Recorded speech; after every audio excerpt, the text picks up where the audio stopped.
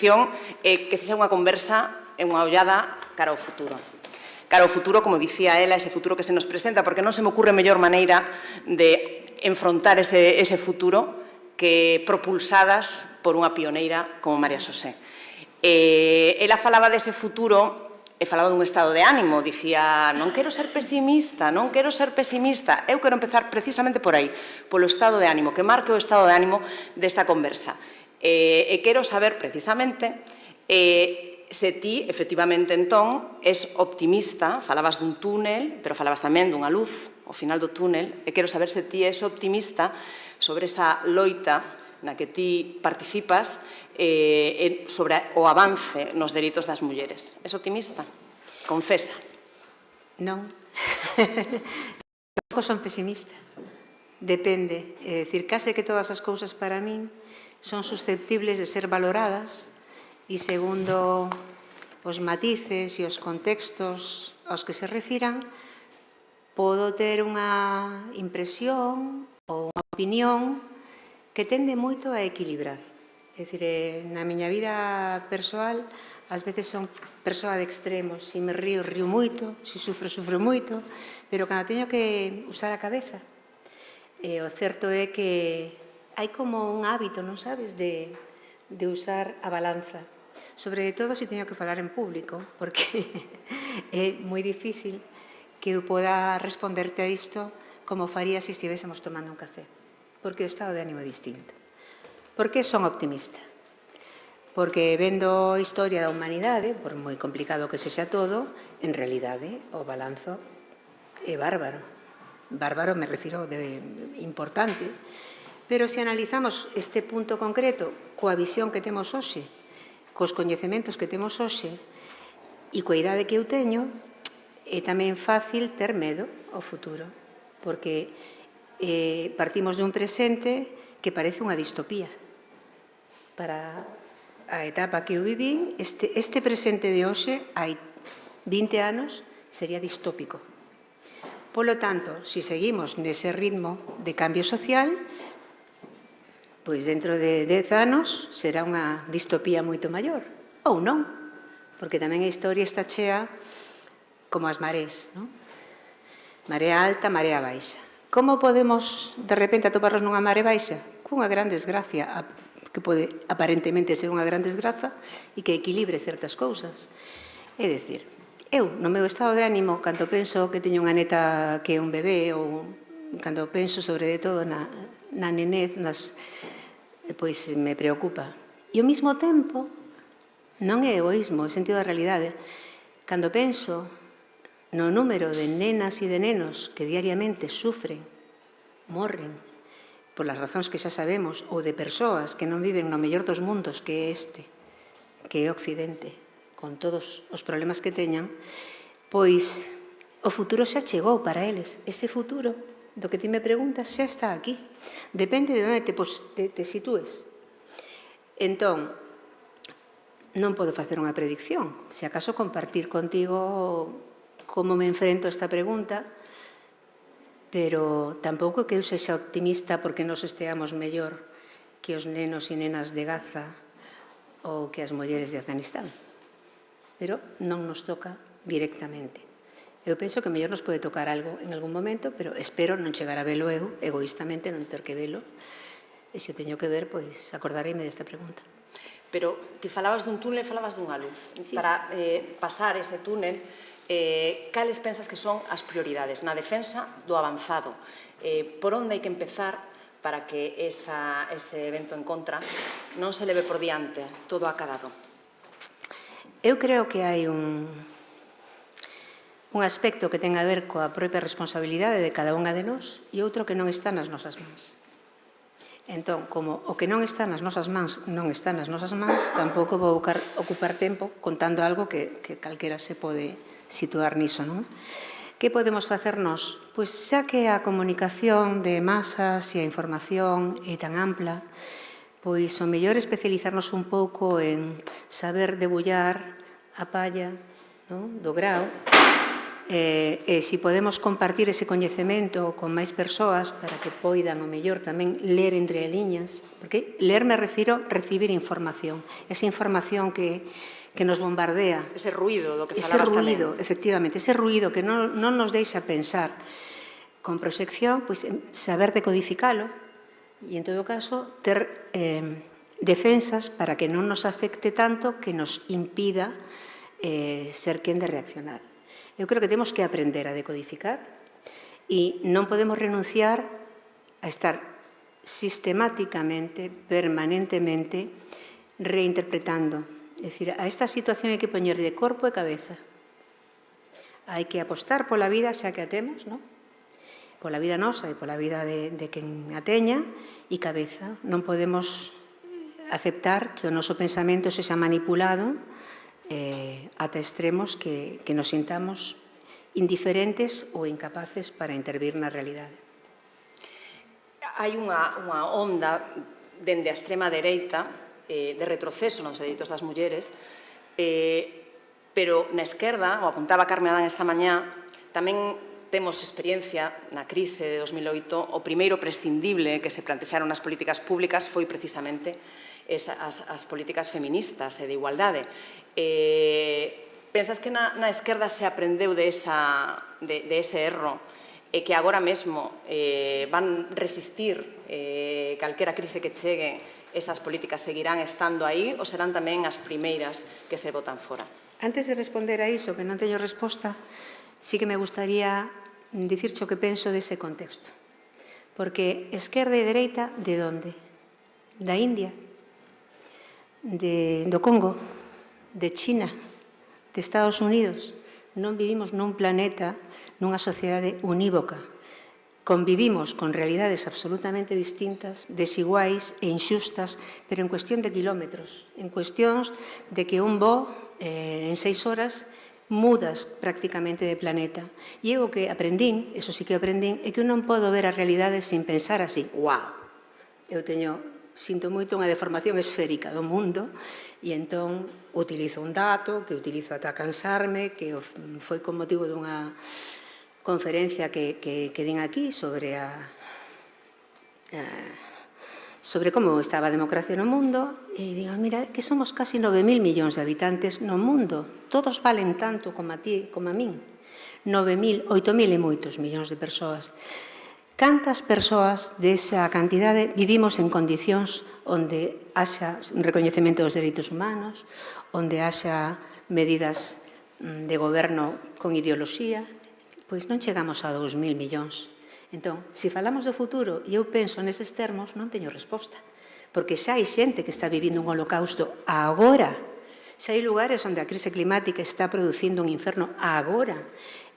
Por que temos esta mirada tan eurocéntrica, por dicirlo de alguma maneira, ou tan capitalismo-céntrica, porque nós vivimos no capitalismo. Pode haber un goberno de máis esquerdas ou de máis dereitas, pero o capitalismo é o réxime no que, bueno, estas sociedades están instaladas, donde para ser presidente dun país como Estados Unidos non hai que ser político, hai que ser empresario. Un cambio importante, non? Donde a democracia, que era, digamos, o sinal de identidade do avanzo democrático, está totalmente cuestionada. Entón, non é por escaparme da pregunta, que sinceramente penso así. Penso así, non podo facer, non me podo limitar, non podo poñer un cacho así no ollo para decir, quero mirar que pasa aquí.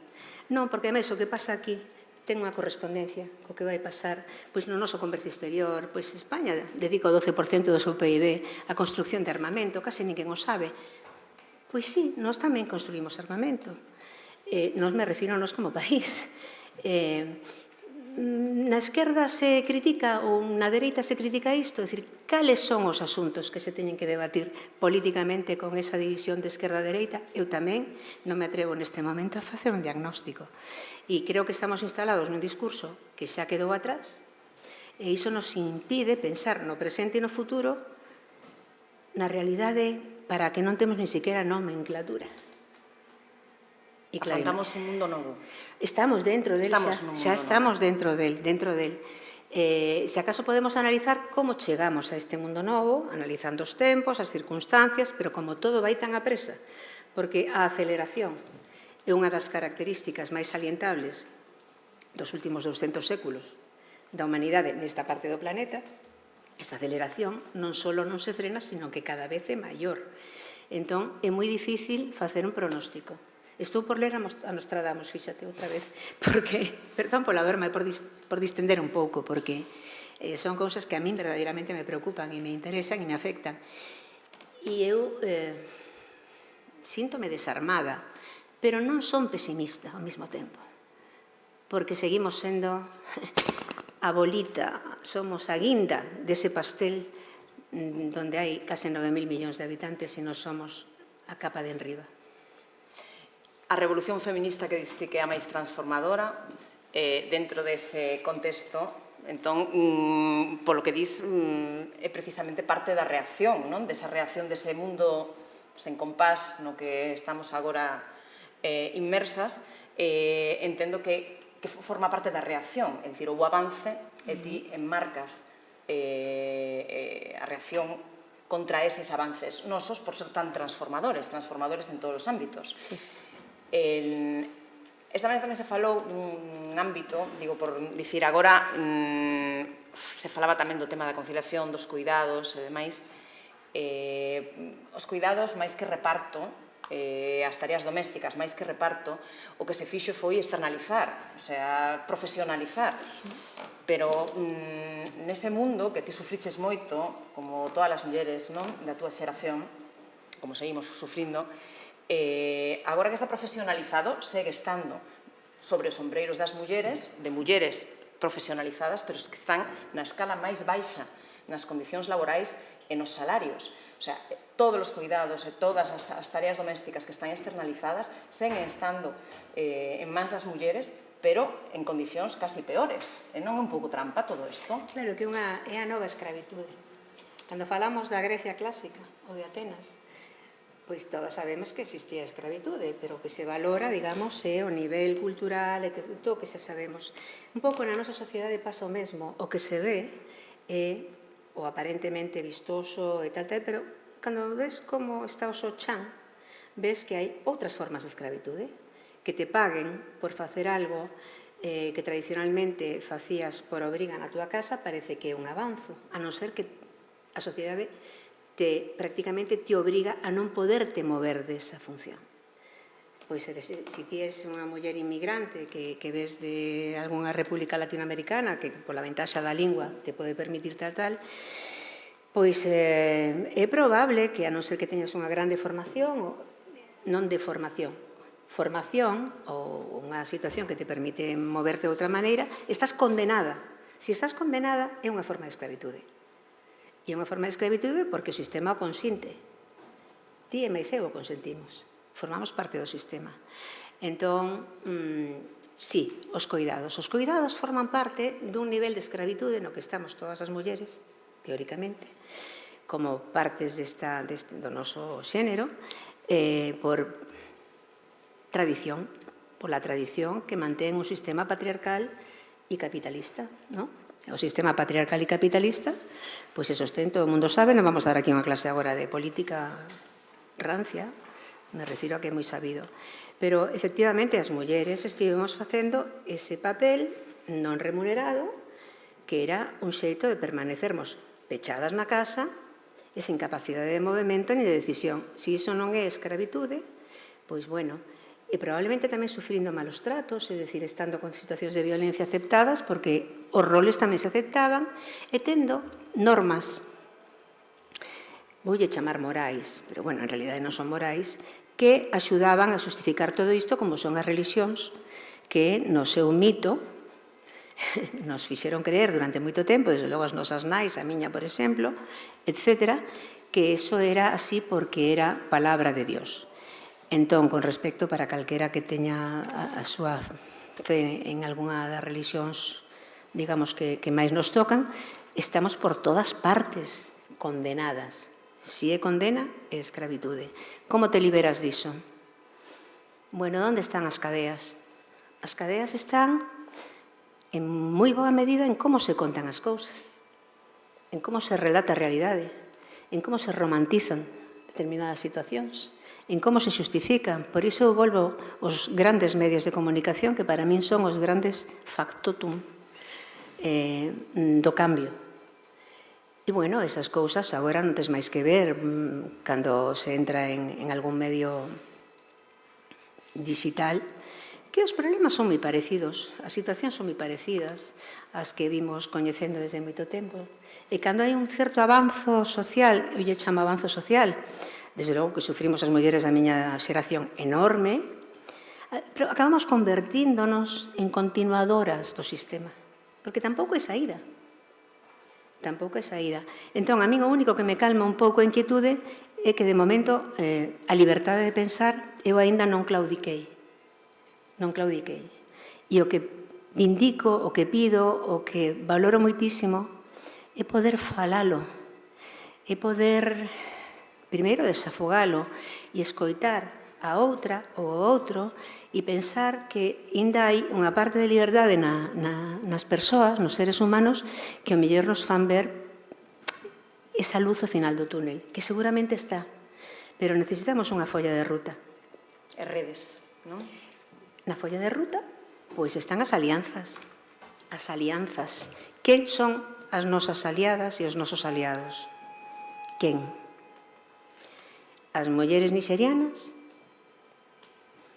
Ou, non sei, a familia destes rapaces que están no fútbol, que viñeron nunha patera, pai e nai? É dicir, non o teño moi claro. Como está o tema do feminismo aí? Pois que dentro os oprimidos sempre están máis oprimidas, sempre estamos máis oprimidas nós. E iso é así.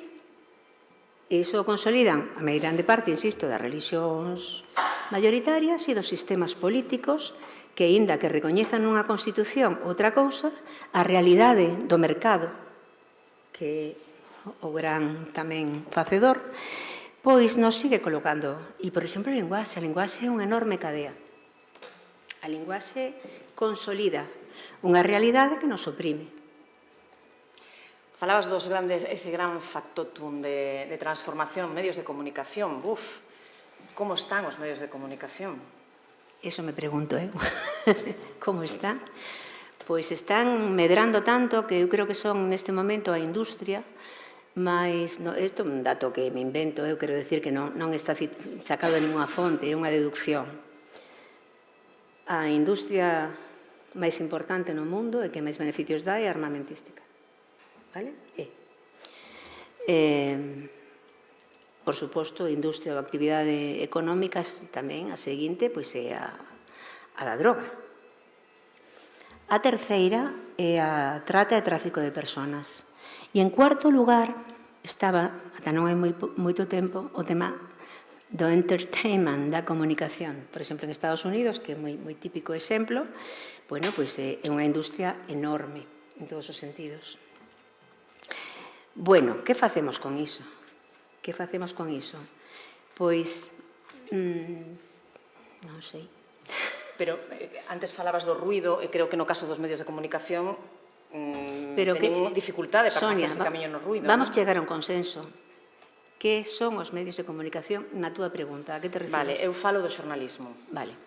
Iso é outra cousa. Non dá info ou infoentretenimento, nin nada desto. Falo do xornalismo. Falaba Claudia tamén esta mañá de como agora o que hai é opinión. Opinión, sen orden, en concerto. Moita opinión, pouca información. Ruido. Creo que todas coincidíades nese ruido e que difícil é facerse camiño nese ruido. Entendernos nese ruido. Tamén hai desconexión. Te falabas antes da necesidade de facer redes. Teóricamente, sería máis sinxelo facer redes agora, estamos hiperconectados, pero ao mesmo tempo é casi imposible, porque estamos aillados. A túa saída das redes está complicada. Sí, moito, moito. Pero tamén hai unha cousa que, ao mellor, se non nos lo propoñemos, non o facemos, e é que nós somos libres de forxar o noso pensamento. Somos libres, esa é a nosa responsabilidade. É dicir, non necesariamente somos autómatas que nos tomamos unha pastilla ou vemos unha cousa e xa nos convertimos. Non. O ser humano, as persoas, temos liberdade, aparentemente témola, non? para decidir as nosas accións e hoxe en día quen non se informa tamén en boas fontes é por preguiza tamén. Eu chamaría a responsabilidade de cada unha de nós sin esperar a que nos dean todas as solucións desde altas esferas, desde partidos políticos. A ver, señoras e señores, verdadeiramente estamos tan mal que non podemos ir a unha biblioteca e empezar a estudiar un pouco a historia da humanidade e ver estes dos ciclos e ver en que momento estamos. Non é tan difícil. Sigue habendo moito profesorado, sigue habendo persoas que teñen a ver coa formación das novas xeracións, que saben, que queren. A cuestión é que un neno ou unha nena, a medida que vai madurecendo e é tan delicada a súa capacidade para entender a vida, teña apoio. Pero logo a liberdade tamén hai que fomentala. E ao mellor nos atopamos co disgusto de que dentro desa liberdade ese neno ou esa nena nos acaba sendo un fascista. Cuidado. É dicir, eu non garantizo que vai pasar despois, pero sí apostaría porque iso fose unha prioridade para calquera sociedade. Xa non digo gobernos, os gobernos son parte da sociedade. Pero nós tamén gobernamos o mundo na medida en que, en algunha boa medida, gobernamos a nosa vida. Tomamos decisións cada 5 minutos. Estás falando da túa vida, porque ti, dende logo, empezaches nun entorno, unha contorna que tampouco, supoño que pouca xente imaginaba todas esas barreiras que as ir derrubando, non? Porque non fuches á universidade, non puideches ir á universidade, pero fuches facendo cousas que casi foron un milagre. Cando dis que cada quen ten a súa liberdade incluso para superar todos estes obstáculos, non? Neste mundo, este novo mundo tan complicado no que estamos xa inmersas, supoño que te refires tamén que falas con coñecemento de causa. Mira, nunca o pensara, sabes? Porque eu son xornalista e sempre penso máis na outra que en mí mesma. É dicir, non podo evitar, cando analizo algo que ten que ver, sobre todo, co colectivo, nunca non me teño a min como referencia. De feito, isto que está pasando hoxe me ten a cabeza totalmente descolocada porque me fai decatarme de todo iso que ti dis. Pero ti que é xornalista sabes que estou dicindo algo que é verdade. Que cando nós traballamos non pensamos en nós. Incluso procuramos que a nosa ideoloxía e que as nosas crenzas personais non trascendan da análise que facemos ou de recoller a opinión de outra persoa, etc. Eu creo que tamén é certo que hai persoas que nacen co privilexio de ter maior ou menor nivel de inteligencia ou teñen oportunidades mellores ou peores e que todo iso te vai condicionando. Non creo en casi nada máis. Creo que o contexto e as circunstancias son moi importantes, pero haberá que recoñecer que cada unha nace coa carga xenética que nace, na que non controlas, e ao mellor eu tiven a sorte de ser filla de labregos que pasaron a sociedade industrial, de ter unha boa vaqueira en Asturias, analfabeta totalmente, de ter outra boa da Ribeira de Piquín, que igual, un pai que saliu do agro e chegou a ser aviador do exército cubano e unha nai que foi asistenta durante moito tempo que acabou sendo unha señora que lía todo o que lle caía nas mans. Pois eu tiven esa sorte, dentro desa sorte que foi, ese é o meu gran patrimonio, pero non o lexín eu. É dicir, eu agora busco dentro do que se chama libre albedrío que podemos facer? Podemos tomar decisións. Poucas veces, como neste momento da historia da humanidade, hai tantas opcións para buscar saídas ou respostas ou para crearte preguntas. E, sobre todo, personalmente, a min que me gusta a socialización, pero tamén me gusta moito a soidade e a introspección, a medida que me fago maior, parece unha contradicción, porque quen vexa a vida que leo non o vai creer, pero cada vez me costa máis socializarme para estas cousas. Eu me socializo para pasalo ben, para relaxarme, pois para facer unha viaxe, a ser posible, non? E xa hai como un cansanzo, pero creo que debemos socializarnos tamén para falarmos destas cousas. Entre outras.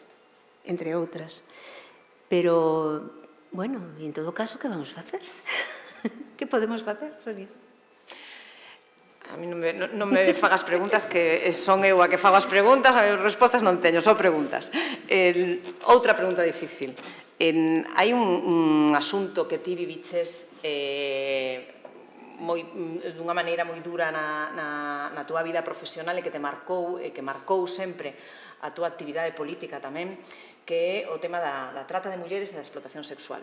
Viviches un capítulo que non sei se coñece toda a xente aquí, como profesional do xornalismo, esa reportaxe que nunca saiu, pero que acabou saindo con máis forza incluso, unha reportaxe de investigación sobre a trata de mulleres en Vigo, que nunca saiu publicada, pero que acabou dando pé a un libro, que acabou dando pé a toda unha vida de compromiso con as mulleres víctimas desta barbarie.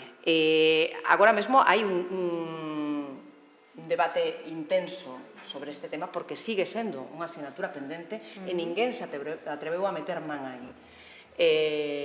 Ti mudaches ao longo da túa vida a túa opinión sobre como se pode acabar con iso, como se pode erradicar a explotación sexual das mulleres e a trata? Sí. Mudaches. Tiveches unha evolución. Radicaliceime, claro. Perdón? Radicaliceime. Radicaliceime, vale. Sí, pregúntasme se mudei, sí, radicaliceime. Respeto a calquera que pense de outra maneira, pero podo discutir este tema hasta saciedade, se se presta, se alguén lle interesa, se xurde, tampouco vou por aí dando doctrina, porque non é o meu papel. Pero vamos a decir, nada do que acontece desde ese feito que tin contas que é a finais dos anos 80, baseado efectivamente nunha situación real en Vigo, non hai nada que me faga pensar que iso se pode justificar de ninguna maneira, porque confundir a liberdade dunha muller ou dun home sobre como quere vivir a súa sexualidade e que facer co seu propio corpo é unha cousa. Que te rapten, como a las Sabinas, que te rapten, que te metan nun zulo. Hai unha investigación maravillosa arqueolóxica feita por Xurxo Allán recentemente, un grande arqueólogo sobre, chamase así, arqueoloxía dos puticlubes, así se chama, non? Que, bueno, é que non é obxectivo, eu non podo ter unha visión obxectiva de algo que nun 90% ten que ver con escravitude. E a escravitude a min sácame de vicio. A escravitude, porque eu creo que se paga a pena estar viva é porque tes un marxe de liberdade para facer algo, para escoller, para equivocarte. Pero, a ver, non me podo imaginar metida, porque te pos no papel, non? Nun cubículo, cun catre, e que, en fin, ata que un día, pois, desapareces, porque ademais a ninguén lle importa que pase con esas persoas. Entón, como até o de agora eu non atopei ningunha resposta que me tranquilice ao respecto, e cando penso que na guerra de Ucraína, cando empezan a sair en masa mulleres e nenas e nenos e as están esperando os tratantes de persoas a cruzar a fronteira e son masa que se incorpora, ademais, claro, de raza branca, loiras e loiros, xente incluso oculta, pero entran na rede como escravas e como escravos. Nenos, claro, a pederastia moi demandada, por homes e por mulleres, pero, bueno, tamén hai mulleres que consumen, pero me parece un horror, e digo isto porque o ser loiros, blancos e cultos parece que te parece máis raro, non? Como lle pasaba aos sirios tamén. Pois eu non teño ningún motivo, nin intelectual, nin persoal, que me faga pensar que iso ten algunha justificación. E penso que quen o defende políticamente, sexa da cor que sexa, está errado. E penso que está errado, xa está. Que cada quen logo reaccione como queira, si pensa o mesmo que a min. Pero agora o que hai é un pouco de inmobilismo. Quero dicir que hai unha aspiración no partido do goberno de abolicionismo, pero que non se chega a mover, non chega a sair, e logo pasan cousas, supoño que isto o vivirías tamén ti con horror, que é o caso de que nese partido, que é o partido no que ti militaches desta maneira tan activa, ocurra algo, como é o caso deste secretario de organización do partido, que, segundo unha investigación xudicial, fala das mulleres, como mínimo fala das mulleres como gando, que deixa moi ferido o partido no seu discurso e que pasa, ademais, co silencio de moitos e moitas, porque eso non pode pasar se non é así. Ti que ves de vivir e de ver este tipo de persoas que finxen unha militancia non a teñen, como viviches este caso e se pensas ou que me expliques como é posible que poida seguir ocurrindo isto, non? Estamos nos 80, que poidan seguir nestas organizacións políticas existindo este tipo de personaxes. Empezo polo final, pero quero facer unha aclaración e a quero facer públicamente. Eu son adxunta valedora do pobo e prometín, cando tomei posesión, porque así indica o estatuto da institución, que non participaría en política activa ni faría declaracións políticas partidarias. Deixo claro, non me vou e vou sair pola tanxente. Polo tanto, non podo responderte... Non, sí, pero vou te responder. Quero decir que eu non vou facer alusión ás siglas de partido, pero o feito do que ti falas, claro que sí podo falar. Claro que podo falar. Non hai ningunha xustificación, é dicir, a non ser que lembremos que significa a palabra patriarcado. A non ser que simplemente as palabras son tan importantes. Por iso a miña teima coas palabras. Estamos sistemáticamente construindo un discurso con palabras que non significan o que nos pensamos que significan. E se vamos a prostitución, que polo xeral no imaginario colectivo é algo que fan mulleres, e vou ao dicionario da Real Academia Española e vexo que muller pública e o significado é prostituta, comprenderás que o que ti me ves de contar non só non me extraña, o que me extraña é que non pase máis e peor, porque temos todos asumido que iso é normal. Perdona, muller pública prostituta? Que significa prostituta? Prostituída? E a partir de aí, todo o demais ven de seu, porque eu non sei se as palabras, se a linguaxe construe a realidade. En algunha medida pretende describila, pero tamén axuda a conformar e a expresar un sistema de ideas e a compartilas. E a min iso me parece primordial, e que ningún partido político, en ninguna das autonomías ou onde hai linguas propias, ou en ningún dos países que consideramos progresistas, e que falen a lingua española, se teña preocupado por iso, pois a min me parece increíble. Habría que empezar por aí. Bueno, por dicir algo, decir que non me extraña nada do que veña despois, porque os políticos son froito dunha sociedade. Esa sociedade ten persoas como a eles a porrillo, sabes? E entón, cando chega a un lugar onde teñen mando, pois... Pero sí que está consentido. Si elas están se expoñendo, pois será que se lles pode facer isto. Digo, non, si me quería sair pola tanxente, porque non quería responder, obviamente, e acabo de explicar por qué, unha resposta politizable, pero é que verdadeiramente creo que se nos quedamos na superficie nunca cambiaremos o fondo.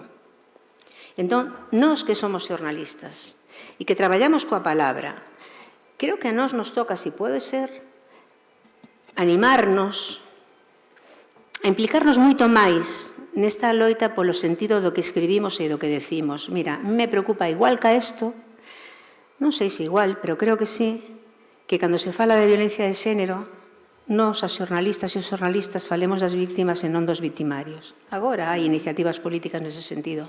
Pero canto tempo levamos con leis contra a violencia de xénero? Canto tempo levamos vendo informacións nos medios cada vez máis sobre o tema? E canto tempo sempre se fala da víctima? Era tal, era cal, facía isto, facía outro, tiña... E o victimario nin sabemos a que se lles condeou, nin se cumpriron condena, nin se non sei que, nin se...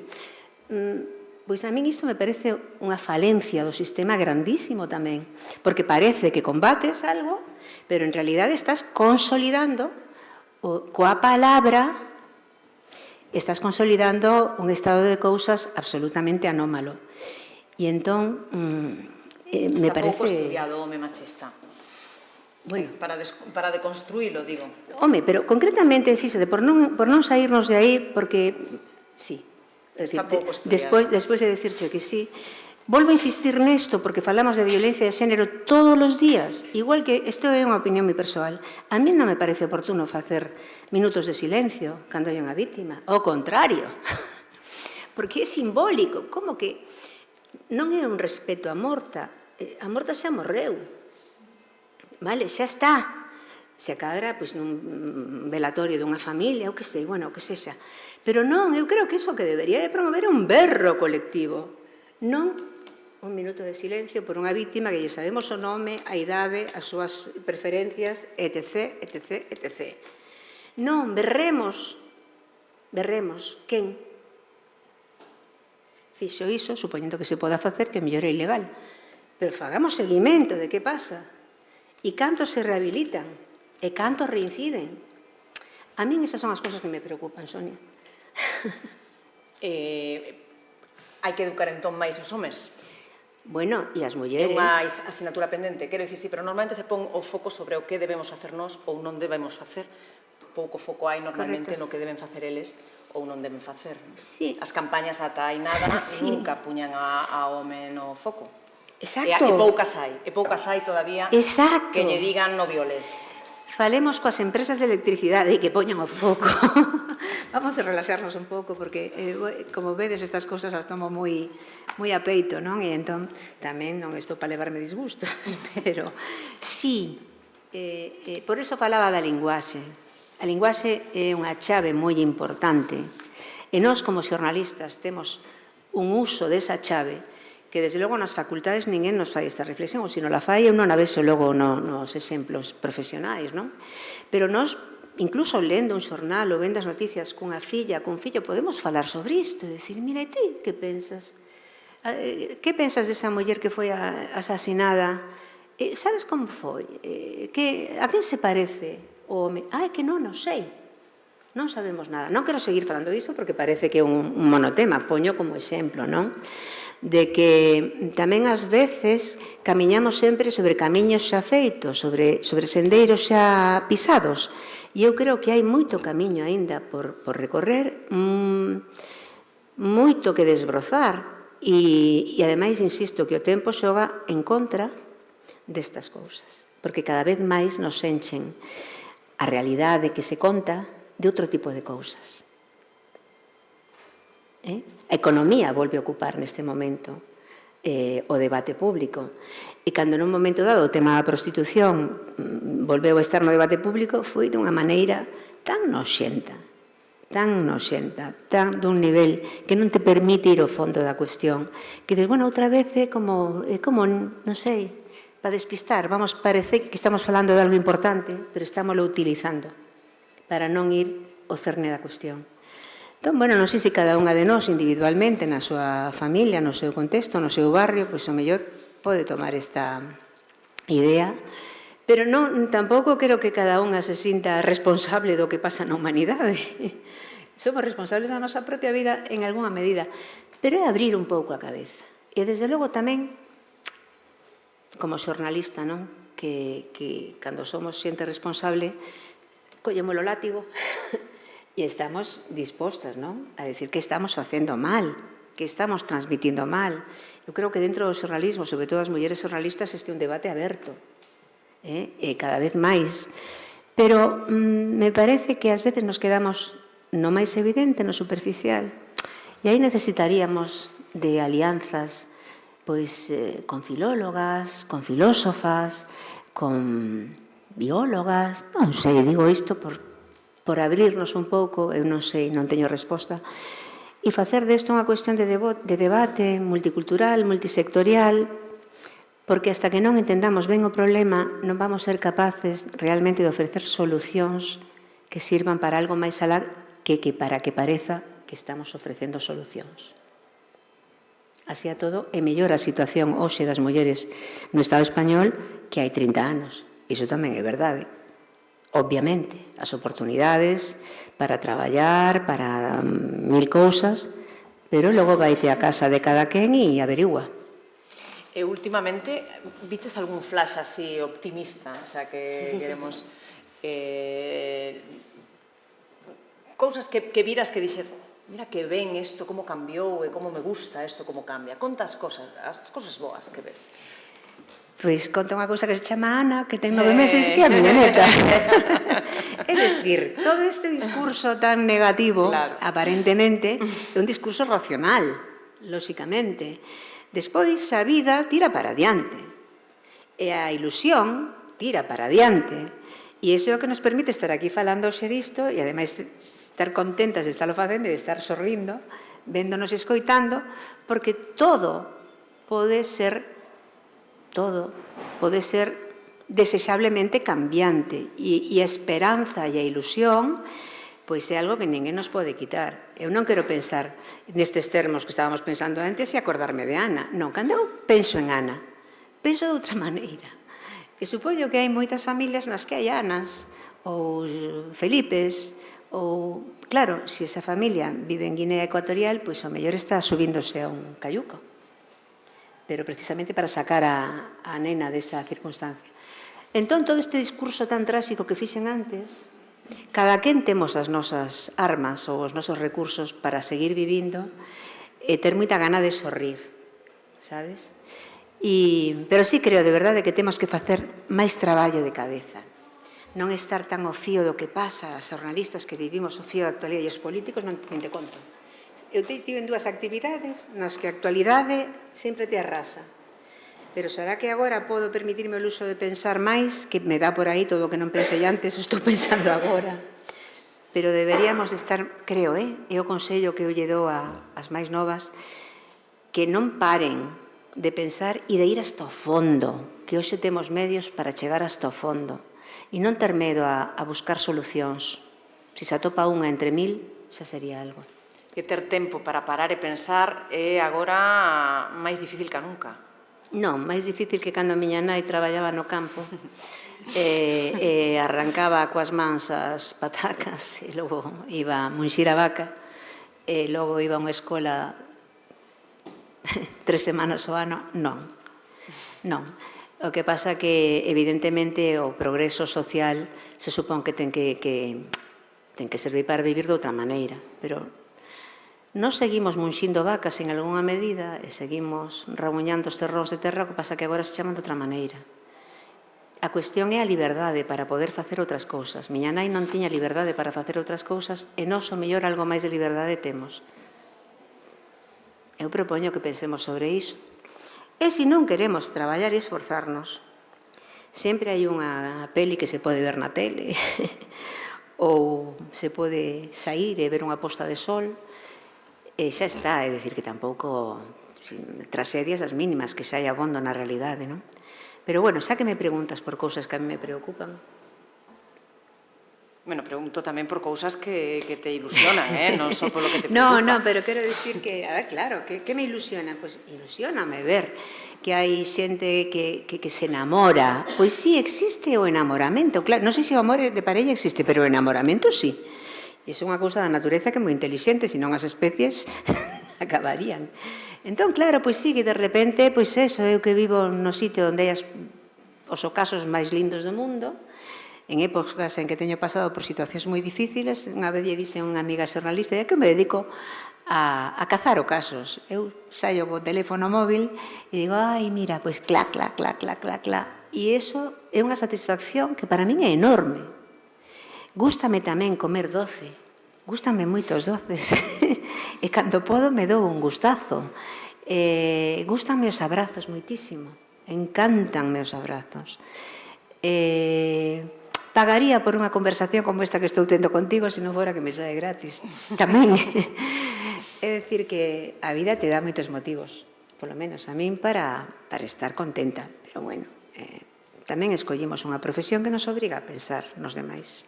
E xa que falabas antes de Ana, imos aproveitar, xa que tes aquí un micrófono para o mundo, para que lle lances a ela aínda pequeniña, pero aí quedará, un consello, algo que lle queiras aforrar, algo que na túa vida, se alguén te dixera no seu momento, pois dirías, que ben, canto aforraría eu sabendo isto. Lánzalle a Ana o consello da súa avoa. O maior problema que eu tiven foi a ingenuidade. É dicir, eu fui unha persoa moi inxenua, ainda teño brotes neste momento, pero iso como é innato. É moi difícil de advertirlle a alguén de entrada que non sexa inxenua. Pero sí lle aconsellaría sempre que antes de tomar unha decisión o reflexionase moito, sobre de todo se lle afectaría a ela de unha maneira importante ou a outra persoa. Ás veces actuamos de unha maneira irreflexiva e logo co tempo laiámonos. Temos cabeza, temos medios, Aprende a pensar, Ana, e a reflexionar antes de tomar as grandes decisións e as pequenas. Non sei se alguén quere lanzar algunha pregunta e unirse á conversa. Xa o tempo está acabando, quero ser puntual e non pasarme. Hai alguén que se quera unir ou que quera lanzar aquí unha pregunta a María Xosé? Difícil ou fácil? Non se xades cobardes.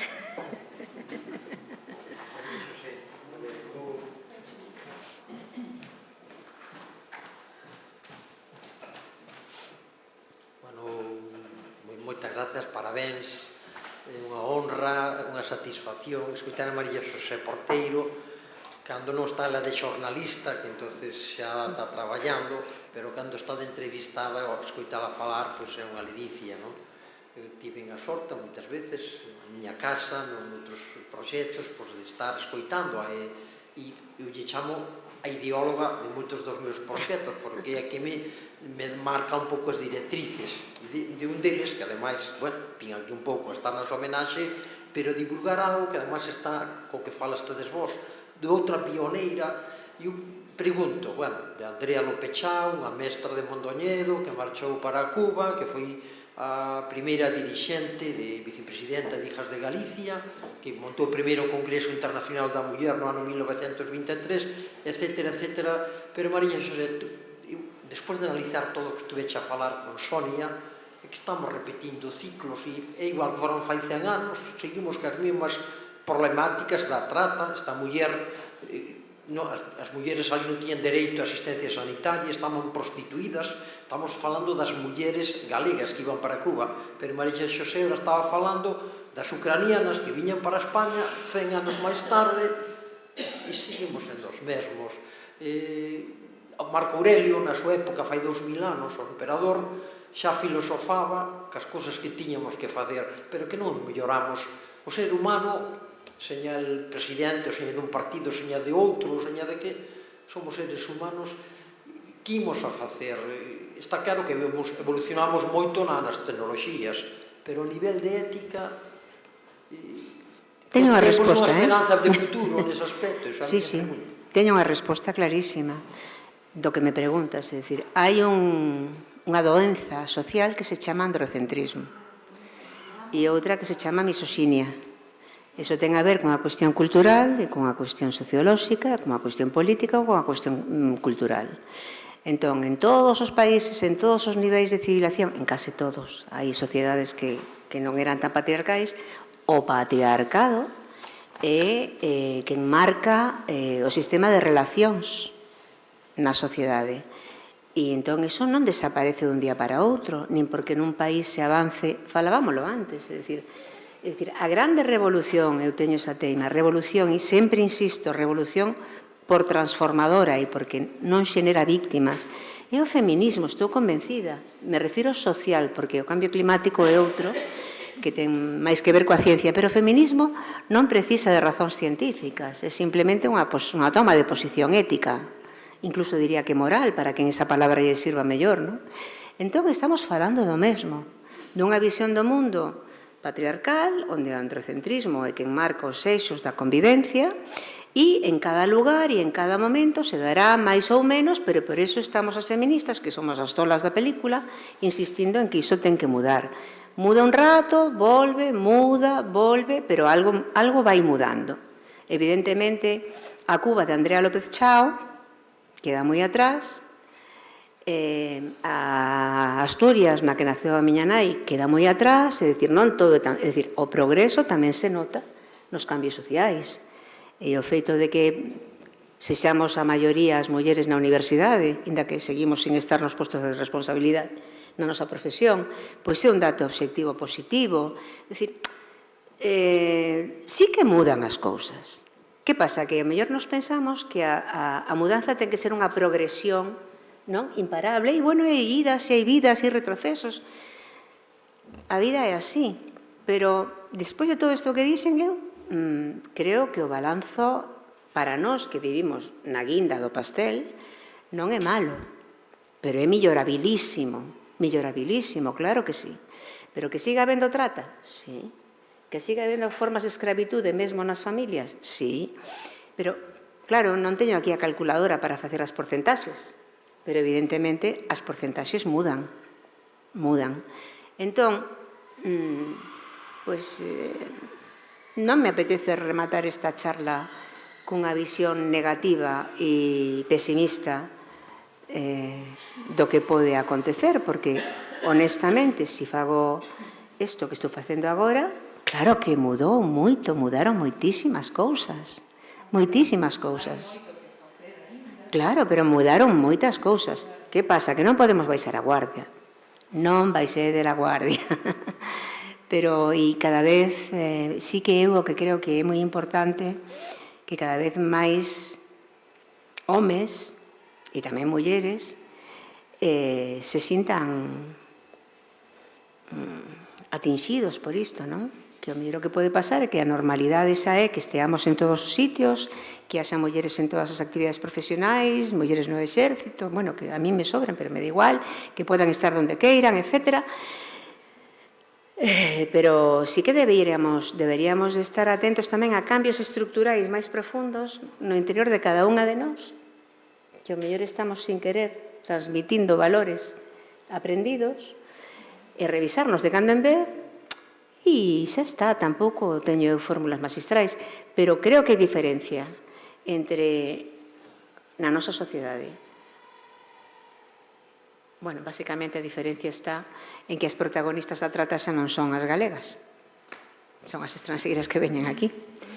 Pero alí foron avanzadas, loitaron contra iso, e aquí seguimos tamén ese exemplo, é dicir, non é un mal exemplo, é un bo exemplo. E xa sei que o necesitas, vouche decir parabéns polo traballo que fixo Mondoñedo para poñer en valor a Andrea López Chao, porque é de xusticia, é de xusticia. Dito o cal, hai moitas Andreas López Chao por aí que temos que contarnos para nutrirnos de santas laicas que tamén as precisamos. Bueno, pois, se non hai ningunha pregunta máis, con puntualidade total, poñemos fin a esta conversa, que non a xornada, seguimos con homenaxe, pero bueno, que moitas gracias por asistir e quedamos con que eu creo que en estado de ánimo estamos máis arriba de como comezamos, non? A conversa, eu penso que sí, que era o obxectivo, así que gracias.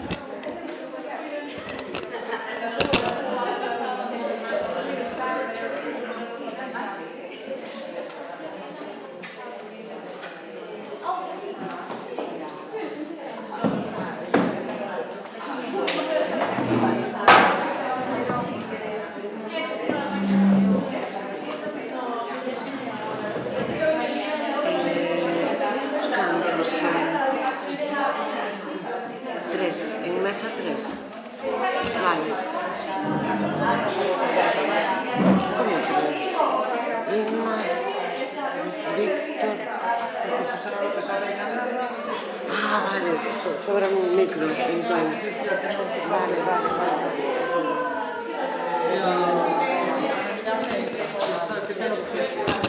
Sí, está aí, sí. Voulle preguntar a Inma se o inicio ou o final.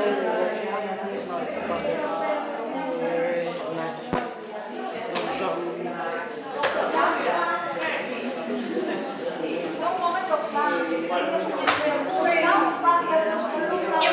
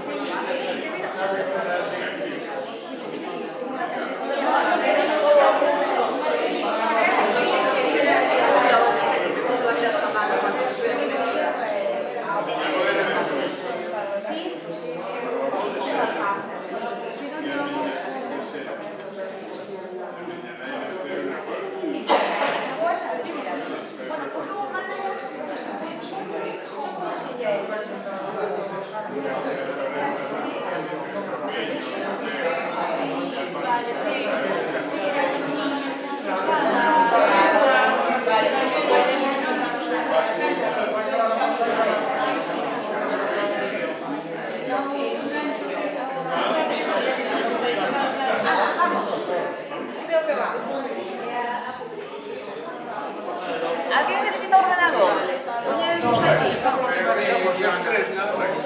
Sí, Susana está enferma.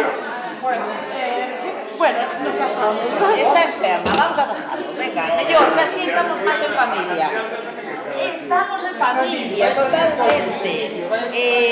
É que non nos modera ninguén. Eu sou moderadora. Non fala. No, eu sou moderadora. Ahora algo falo, pero... Ah, no, que no estamos... Ya que me piden que hable. Vito y a mí, ya sabes, que da roscona y el conejito Duracell. Interrómpenos algo nunha vez, se ves que tal. Sí, vamos a poñer primeiro o vídeo de Ana. E logo, se vos parece, facemos como máis interactivo, non? Porque senón... Bueno, eu teño así notas... O sea, primeiro falades e logo eu vos plantexo cuestións e despois xa máis interactivo, se vos parece. Sí. Non me digas que deixei as chuletas de cobardes en casa. Que empanada.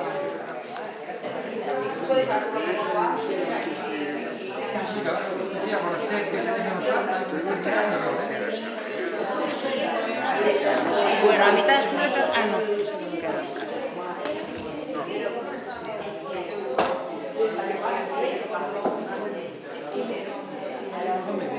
Sí, no sabes. ¿Tú sabes? ¿Tú sabes quién es?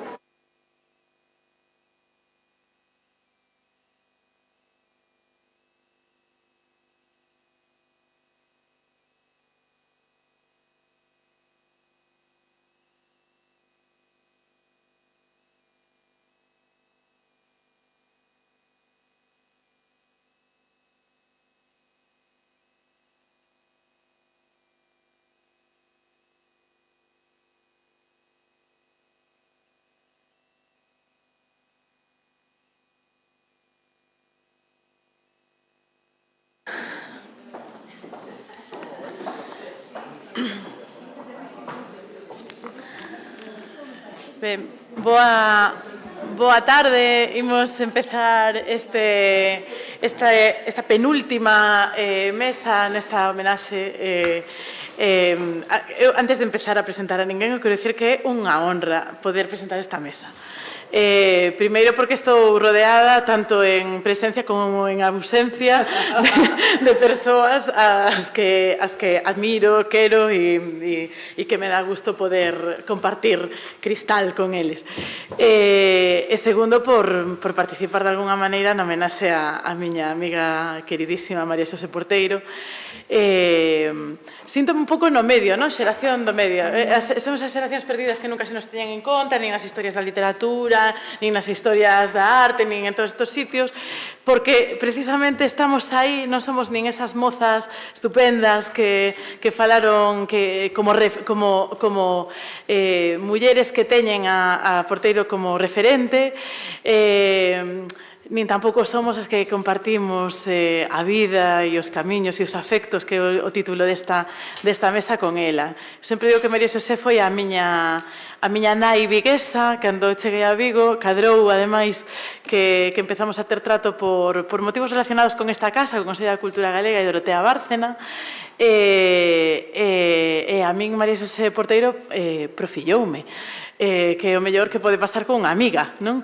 Que, ademais, pois que che teña ese agarimo e ese coidado e ese feminismo que nos ensinou a facer tamén como coordinadora do CEDIF durante varios anos, non? Ese camiño de que o feminismo, o activismo e o labor intelectual tamén se pode facer desde o afecto, desde as apertas. Eu non son nada de dar apertas, e María Xosé sempre me obriga a dar apertas, porque ela sí que é así, apertona. Entón, eu creo que esa aprendizaxe que desde o cariño, desde o amor, desde un pensamento afectivo, tamén se fai política e tamén se fai a revolución, pois eu creo que esa é unha aprendizaxe que todas temos que agradecer e que quero dicir nesta mesa antes de presentar aos meus mestre e mestra e as persoas que non están. Teño que dicir que hoxe ás 7:45 da mañá tiña unha conversa que estábamos as dúas ergueitas con Susana López Abella, que pide 1000 disculpas e che pide a ti especificamente, María Xosé, 1000 disculpas por non poder estar, estaba fastidiadísima, pero tiña a gripe. Entón, bueno, pois sentíase verdadeiramente mal e me pediu que transmitise aquí públicamente o seu cariño e a súa admiración por María Xosé Porteiro. Tamén non está presente nesta mesa, pero tamén está de corazón e vai estar de algún xeito Ana Miranda, a nosa voz en Europa, que non pode estar aquí, pero enviou un vídeo. Entón, para facer esta mesa un pouco máis dinámica, logo imos proceder a poñer agora o vídeo de Ana Miranda, terémoslo en conta na nosa conversa, e logo falarán as dúas persoas que me acompañan, as que presentarei despois, cando fale cada unha delas. Así que, pues, sempre quixen decir isto, dentro vídeo.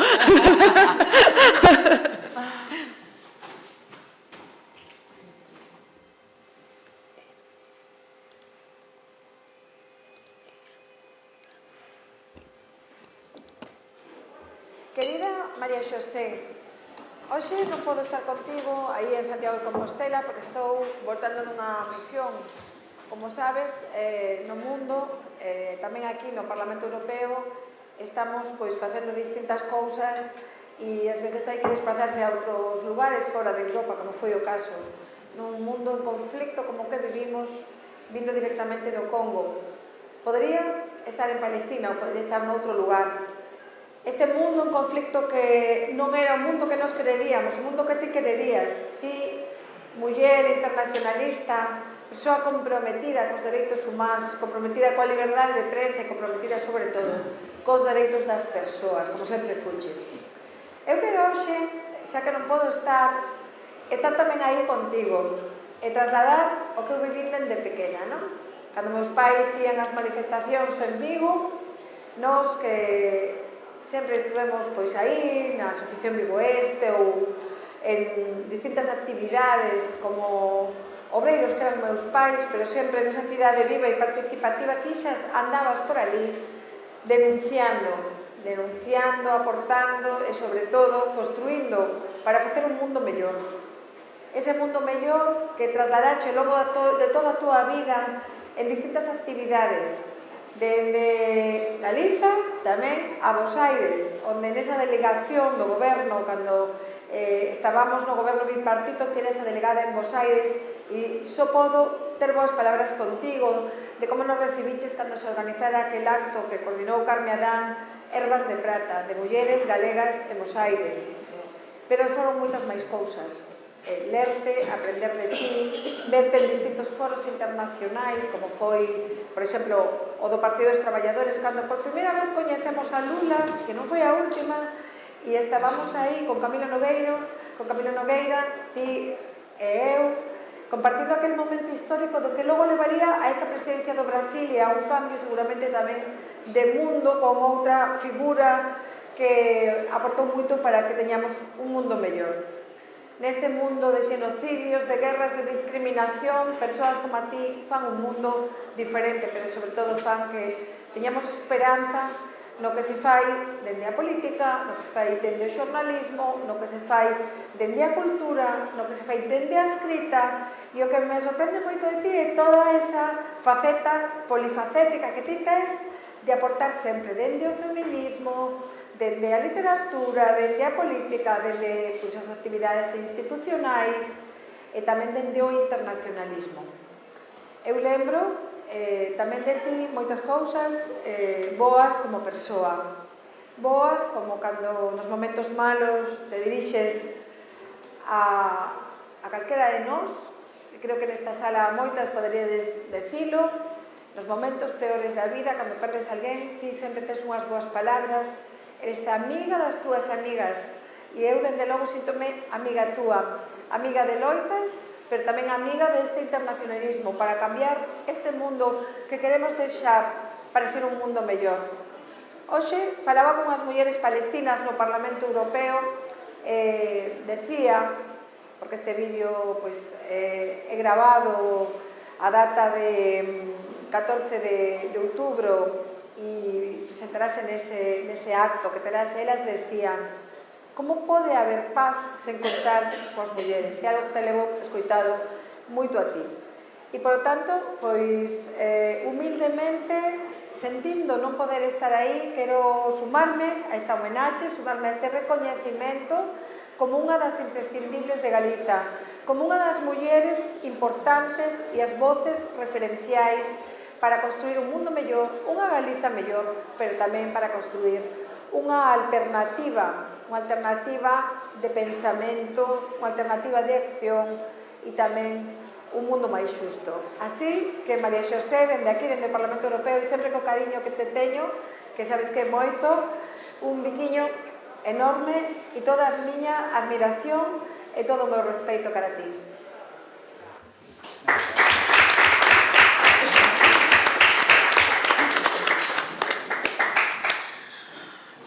Bueno, Ana Miranda referíase a unha das facetas importantes de María Xosé Porteiro, que é ese rol internacional, non? María Xosé tamén foi voceira de Galiza polo mundo, nese caso en Bos Aires, e creo que é un deses aspectos da polifacecia, non? De María Xosé que queremos poñer nesta mesa. Por unha banda, a súa dimensión política como mediadora internacional e como alguén que cree que realmente Galicia debe ter voz propia polo mundo e non exclusivamente a través do filtro de Madrid.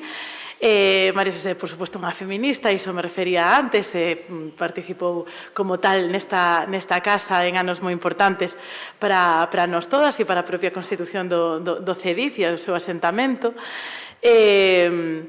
Por suposto, como xornalista, falastedes pola mañán, se falou antes con Sonia en profundidade, pero ademais María Xosé Porteiro é unha das nosas grandes escritoras. Un pouco serodia, pero a literatura nunca chega tarde. Entón, agora, nesta mesa, despois disto que dixo Ana Miranda, as persoas que me acompañan van a falar un pouco de todas esas perspectivas, pero creo que se poden centrar un pouco nese aspecto tamén literario.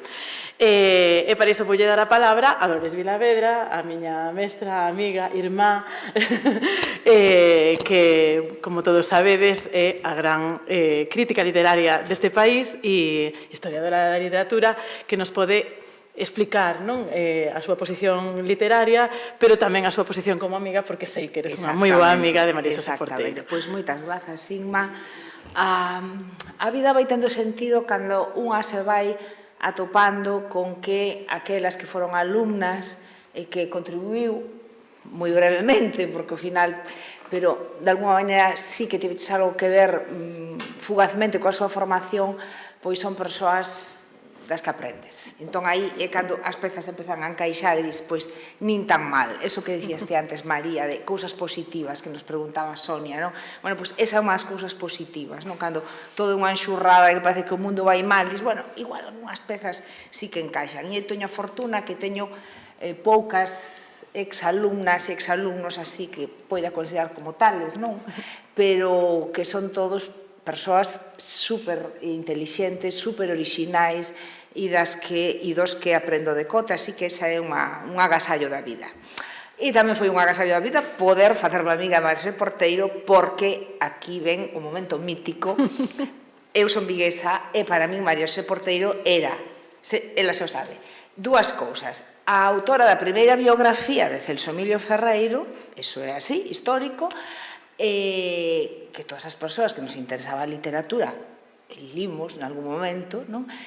Celso Emilio ten como unha primeira vaga de materiais, que son aquelas edicións de Alonso Montero, completas, supostamente completas, que logo, bueno, a filoloxía avanza, aínda que pareza que non, e xa temos agora unhas obras completas, máis completas, pero naquele momento era o que se podía facer, non había acceso a todos os arquivos, textos e demais, e a biografía de María Xosé Porteiro e Perozo.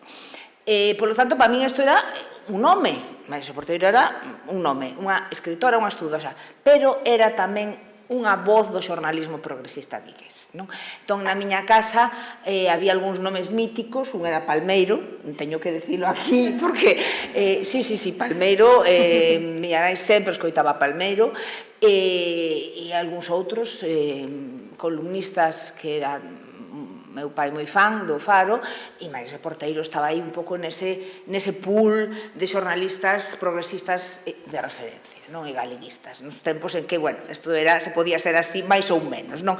Extraoficialmente. Claro, tuve moita sorte porque logo realmente nos fixemos amigas, tamén serodiamente, pero casi foi millor, porque nos pillou as dúas así xa máis maduras e máis conscientes do que se lle pode pedir a vida e a amizade, non? E coincidimos no equipo aquí coa presidenta da executiva, pasámoslo moi ben, e aprendimos moito, creo, e fixemos cousas chulas, grazas tamén a Charo que nos dá oportunidade neste equipo. Digo isto un pouco polo dos afectos. Este o ronsel de afectos no que a miña relación con María Xosé se inscribe, pero claro, como Inma me recordaba, eu aquí veño a falar un pouco como profesora de literatura, máis ou menos, por lo tanto temos que... E a máis eu sei que isto a María Xosé lle fai especial ilusión. Ela reivindica moito esta faceta, aínda que hai uns días moi poucos días falando por teléfono, creo que foi, cando retomei así un pouco estas notas, digo, carai, isto ven moi ao fío, nin que estuveras axudándome a preparar isto, porque fixéstesme unhas reflexións que os dixen, xa estamos outra vez as mulleres coa síndrome da impostora. Total, bueno, eu disto realmente non sei nada, as miñas novelas nada, non é así, non é así, e temos que deixar a síndrome da impostora e pechala baixo 7 chaves, porque se nos infiltra a pouco que nos descoidemos e temos que estar constantemente autodisciplinándonos, e eu inclúome para non sucumbir aí, non? Dúas mostras de que María Xosé é unha escritora, é unha novelista, fundamentalmente, eu creo que é, sobre todo, unha novelista. Truxen os libros, porque sei que tamén lle gusta, Cobardes, que é a novela que antes se refería Sonia. Eu non cheguei a tempo de comprar a primeira edición, porque se esgotou. Entón, a que eu teño de meu, que a comprei daquela, é a segunda edición xa, é Sándalo. Digamos que estes son un pouco os dous fitos que balizan a carreira narrativa de María Xosé Porteiro. Cando apareceu Cobardes, eu alucinei, así dicindo, falando un pouco en coloquial. Non tanto polo contido, que tamén, porque como xa se comentou, o tema é realmente a trata de mulleres, era algo do que daquela non se falaba tanto, non se falaba tan abertamente como a hoxe, non? E, por certo, é unha novela do ano 2001, e acordei moito da novela estes días pasados porque estaba a ler unha novela de 2025 de Marga Tojo que se titula Sarela, e exactamente o mesmo en Santiago 25 anos despois, e unha sensación de déjà vu brutal, estaba un pouco refrescándome mentalmente, meténdome un pouco neste mundo, e digo, é o mesmo, que nada, non conseguimos cambiar esa estructura de comercio de carne de mulleres. 25 anos despois, en Compostela, unha novela documentadísima como Cobardes, non? Aí está a xornalista que escribe, documentándose, estudando, pensando, investigando, indo ata fondo. Gustoume moito esa reivindicación, María, que fixeches da ética da vosa profesión. Ben, por tanto, Cobardes aparece e deixa todo o mundo asombrado, en parte polo contido, pero a mí particularmente, ainda que daquela era máis nova, sobre todo pola madurez da novela, porque é unha novela excepcionalmente ben construída. Diz, como se pode escribir unha primeira novela tan ben armada? Sempre tes un pouco a sensación que os primeiros textos son así primeirizos, de aprendizaxe, e é unha novela, claro, dunha escritora que ten detrás moitas páxinas e que ten detrás moitas historias contadas. E logo podemos volver sobre a cuestión do xornalismo e a literatura galega posautonómica, que é un tema que a mí me interesa especialmente. E logo ven Sándalo, que é unha novela total. Eu creo que xo dixen, María, en algún momento, pero se non xo digo agora, aquí hai varias novelas. Isto é un pouco tiraches a casa pola ventana, en termos literarios, porque calquera outra sería máis avara e dicía, non, isto vou non guardar, porque aquí hai outra novela. É dicir, só fillas de Galicia, hijas de Galicia, iso é, cando menos noutro país que estuvera máis orgulloso de si mesmo e que se quixera máis e con máis autoestima e con un empresariado un pouco ambicioso e un pouco creativo, aí habería como mínimo unha serie en Netflix, como mínimo, non? E seguramente algunha película, algún biopic, en fin. Sándalo, polo tanto, varias novelas nunha, e ademais é unha novela que eu creo que toda a literatura sobre os temas migratorios, sobre as migracións, ten moita importancia, non só, en fin, por estas cuestións emocionais, que todas máis ou menos temos claras e demais. É moi importante, desde o meu punto de vista, por varias razóns, que vou intentar ser breve e sintetizalas brevemente, e logo podemos volver sobre iso, se queredes.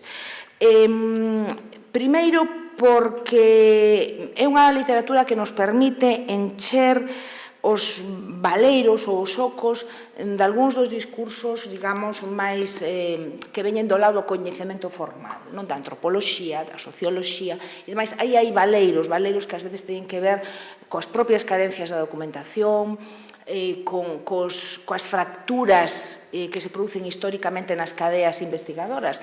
Nos experimentamos unha ruptura brutal na cadea investigadora na Universidade Galega post-Rajoy. É dicir, a crise e os recortes brutais do goberno Rajoy provocaron un burato negro, unha ruptura da cadea investigadora da que todavía non nos dimos recuperado. Por lo tanto, estas cousas suceden e a literatura enche eses valeiros. Pero hai máis. Eu creo que este tipo de textos literarios nos obrigan a reflexionar sobre o tipo de sociedade que queremos ser. Non sobre o que somos, nin sobre o que éramos. Parece que son textos fundamentalmente históricos. Non, nos enfrontan con ese desafío. Que tipo de sociedade queremos ser? Como imos xestionar isto? Como imos xestionar a diversidade, a integración do diferente e demais? Por iso a mí me parece que teñen, como os decía, tanta importancia. E logo, tamén, claro, xa máis en concreto sobre as decisións políticas que hai que tomar respecto a como xestionar a actual diáspora, non? Xa non falo só da inmigración que chega, sino da parte da nosa comunidade, da cidadanía galega que sae, que está fora, que vive fora, o que vai e ven, en fin, todas estas novas formas de mobilidades e que temos que incorporar a Galicia de hoxe e de mañá como un activo. E ese creo que é un desafío do que tampouco se está a falar demasiado e me parece que está un pouco sempre latente neste tipo de textos. E logo Cuba, e con isto remato a miña chega a Sándalo. Cuba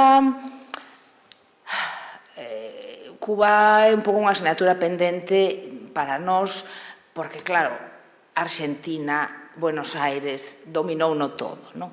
Pero a pouco que esgarabellamos e que nos achegamos a ese mundo, decatámonos de canto hai aínda que recuperar. E a mí me parece moi importante que as mulleres escritoras teñan protagonismo nesta recuperación da memoria cubana, da recuperación da memoria literaria cubana por unha razón, porque a visión que temos é moi estereotipada porque é unha visión fundamentalmente patriarcal, non? Entón, xoga moito con estes estereotipos, en fin, do exotismo, do trópico, da exuberancia e demais, non? Que as mulleres, e penso tamén en dúas xeracións diferentes que foron pioneiras nesa chega a literaria a Cuba, Rosa Neiros e María Xosé Porteiro, non? Que as mulleres tomedes aí a palabra e o protagonismo pareceme especialmente importante. Non é casualidade que nos dous casos o resultado sexan novelas ambiciosas, totalizadoras e excepcionais. E polo medio, e agora vouche poñer deberes, querida, non te vas así tan... Polo medio, unha noveliña discreta, que aparece, nunha colección así non venal e demais, institucional, que se titula Buscando a Clara e que transcorre en Vigo. Tens que escribir unha novela de Vigo. Fáltanos a tua novela viguesa. Xa sei que Cobardes, pero Cobardes é sobre todo outra cousa. Pero agora que vas ter así máis vagar e demais, todo ese mundo do que tantas veces falamos, María me levou unha mini xira por lavadores, eu que tamén son do Calvario, toda esta épica do Calvario que hai que recuperar, tes aí unha novela pendente. E logo, se queredes, volvemos ao xornalismo e a todas esas cousas, vamos a dar un pouco a palabra a Víctor, que sempre ten cousas tamén interesantes que decirnos. Pois, vamos a dar un aplauso a Loli. Logo volveremos, seguiremos falando. Víctor Freixanes, que isto, insistir, non require ser presentado, pero por se acaso hai alguén que ven de Marte, que nos estea vendo a través do streaming, pois Víctor Freixanes, escritor, grandísimo editor de tantas, creo que non exactamente de María Xosé, ou sí? Vale, non teña eu aí as datas na cabeza. Sándalo ainda estabas ti, non?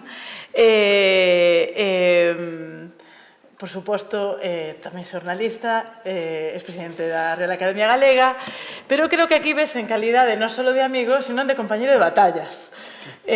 Así que, bueno, pues deixamos con Víctor e logo retomamos a conversa.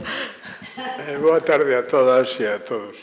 A mí o que me gustame moito o título desta palestra, non? Os afectos tamén falan, porque os afectos, que son os afectos? Son as experiencias compartidas cando son positivas e cando enriquecen, e dos afectos desas experiencias compartidas pois nace a admiración e nace o cariño, que son tres cuestións que están moi ben selladas a miña experiencia e a miña relación con María Xosé Porteiro. A experiencia compartida, a admiración e o cariño.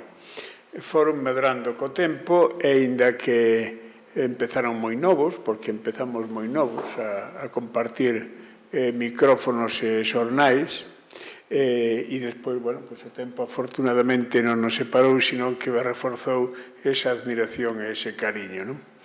Eu coñecín a María Xosé e, por tanto, a miña intervención vai ser moi pegada á crónica persoal, á crónica sentimental, e por non repetir o que dixo xa moi ben Loli Vilavedra, eu vou centrarme máis ben na dimensión xornalística, que foi un pouco a parte que máis compartimos, non? Eu a María Xosé Porteiro coñecina, pois, anos 70 e longo, 80 e pouco. Sí, non, por aí sería, porque eu ainda colaboraba en Radio Popular de Vigo, ela viña da Voz de Vigo, onde tiñan un programa de radio, e despois incorporouse a Radio Popular con un programa que se chamaba A Bisbarra, no ano 1981, ou sexa que por aí vai. Eu daquela xa estaba de catedrático de instituto, pero seguía estando moi ben sellado a emisora e, por tanto, seguíamos facendo moitas cousas xuntos. Eu empecé na emisora no ano 75. E entón ese espazo da Radio Popular, que foi un período extraordinario, e cando digo extraordinario digo porque foi fora do ordinario, é dicir, non se volveu a repetir, polo menos na miña vida, seguramente, non sei o que pensará María Xosé, o espazo onde máis liberdade de expresión tivemos foi nese período, non? Despois xa viñeron as épocas duras, e estaba eu facendo aquí unha lista de amigos e de compañeiros naquel momento, non? Estaba María Xosé, estaba Palmeiro, que citou moi ben Loli, estaba Segundo Mariño, e Carmen Parada, que tamén tiña unha columna, estaba González Martín, estaba Xosé Andrés Hernández de Vicente, que viña de Salamanca e que nos deu cancha a todos. A miña experiencia é que ás veces os que veñen de fora enténdenos mellor e dannos máis oportunidades que os da casa, que están cheos de medos, de presuizos, de inseguridades e de complexos. Estaba Queca Merino, que xa non está connosco, estaba Begoña Camaño, que empezaba daquela, que era unha rapaciña que empezaba a facer prácticas e era a alegría da redacción. É dicir, Begoña Camaño, que agora celebramos polo Día das Letras Galegos, era un foguete ali metido naquela redacción. Estaba Rosa María Tebar, estaba Antonio Ojea, na Voz, que estaba na Voz, pero tamén colaboraba na radio, estaba Tato Luca de Tena, é dicir, toda esa xente andaba alrededor dos micrófonos da Radio Popular, non? E aí un pouco compartíamos discurso, compartíamos debates, compartíamos tamén proxectos, e María Xosé levaba un programa que se chamaba A Bisbarra, non? A Bisbarra, que era, había un programa primeiro que se chamou Que Calvario de Vida, que facía Gerardo González Martín, porque o barrio do Calvario, Amanda seguro que tamén andaba por ali daquela, o sea que seguro que vai confirmar o que estou dicindo, non?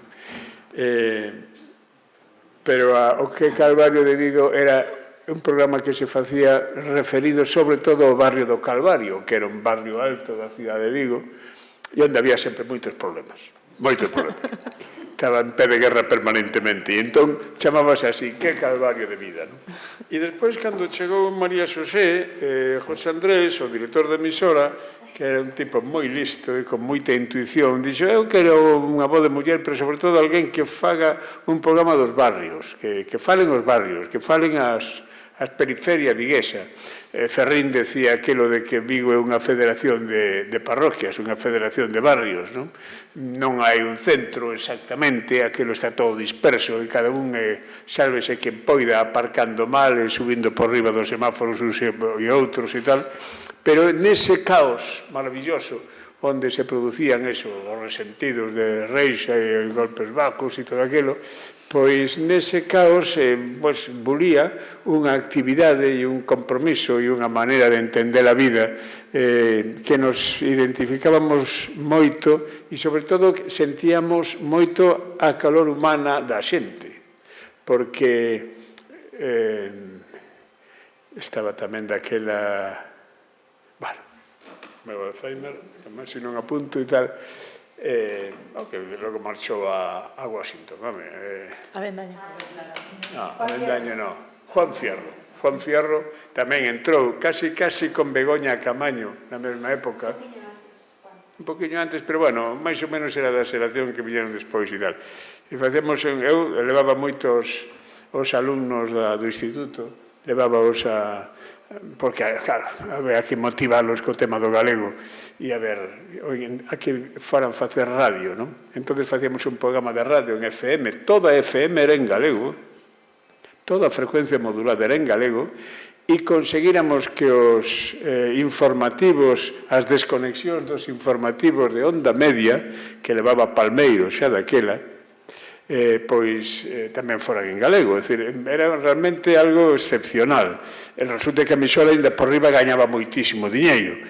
Que sucede? E de logo tiña o liderado total na zona. Que pasou? Pois que cando se crea a COPE, porque isto é xusto antes da COPE, cando a emisora dependía dos bispos. Entón, nós tiñamos un bispo que era un santo varón, que era Monseñor Cerviño. Monseñor Cerviño, resulta que unha vez a min acusaronme de ser do Partido Comunista e eu andaba moi preocupado porque dixo, joder, que se me monta agora un pior.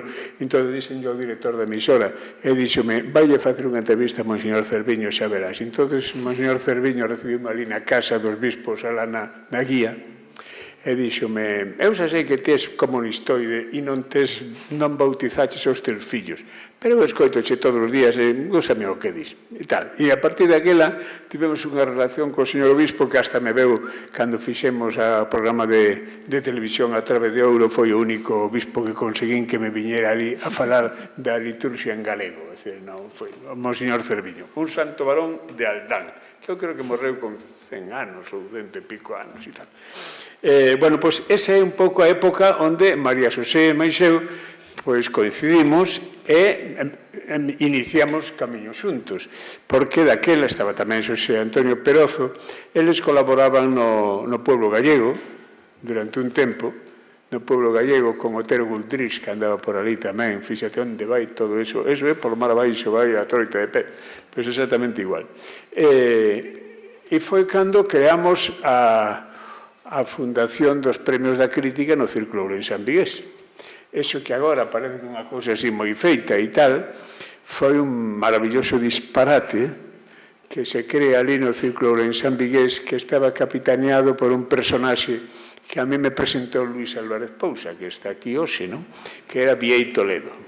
Cando eu marchei para Vigo, Luis díxome, vaite visitar un cura, ou que foi cura, que así moi armadanzas, está sempre metido en todos os foguetes e tal, que quere facer unha librería en Vigo, montou unha librería en Vigo que se chamaba Irindo, e que te vai ver e tal, bueno, Luis, digamos, fixo a ponte para que nos coñecésemos. El veume visitar a redacción da emisora e díxome que quero montar unha librería, pero eu quero facer máis cousas, porque teño unha experiencia de cura, activista, lá na zona de Ourense, pelexámonos co bispo. Entón, había un círculo en Vigo, que era o Círculo Ourensán Vigués. E entón, facémonos socios todos dese círculo, aí damos un golpe de Estado e a partir de aí empezamos a facer cousas. No círculo de San Vigués ninguén era vigués e ninguén era de Ourense. Eu son de Pontevedra, como eu decía eu ali, menos mal que estamos os pontevedreses aquí, a Charo presente, para darlles un barniz a isto, porque senón aquí non facedes nada.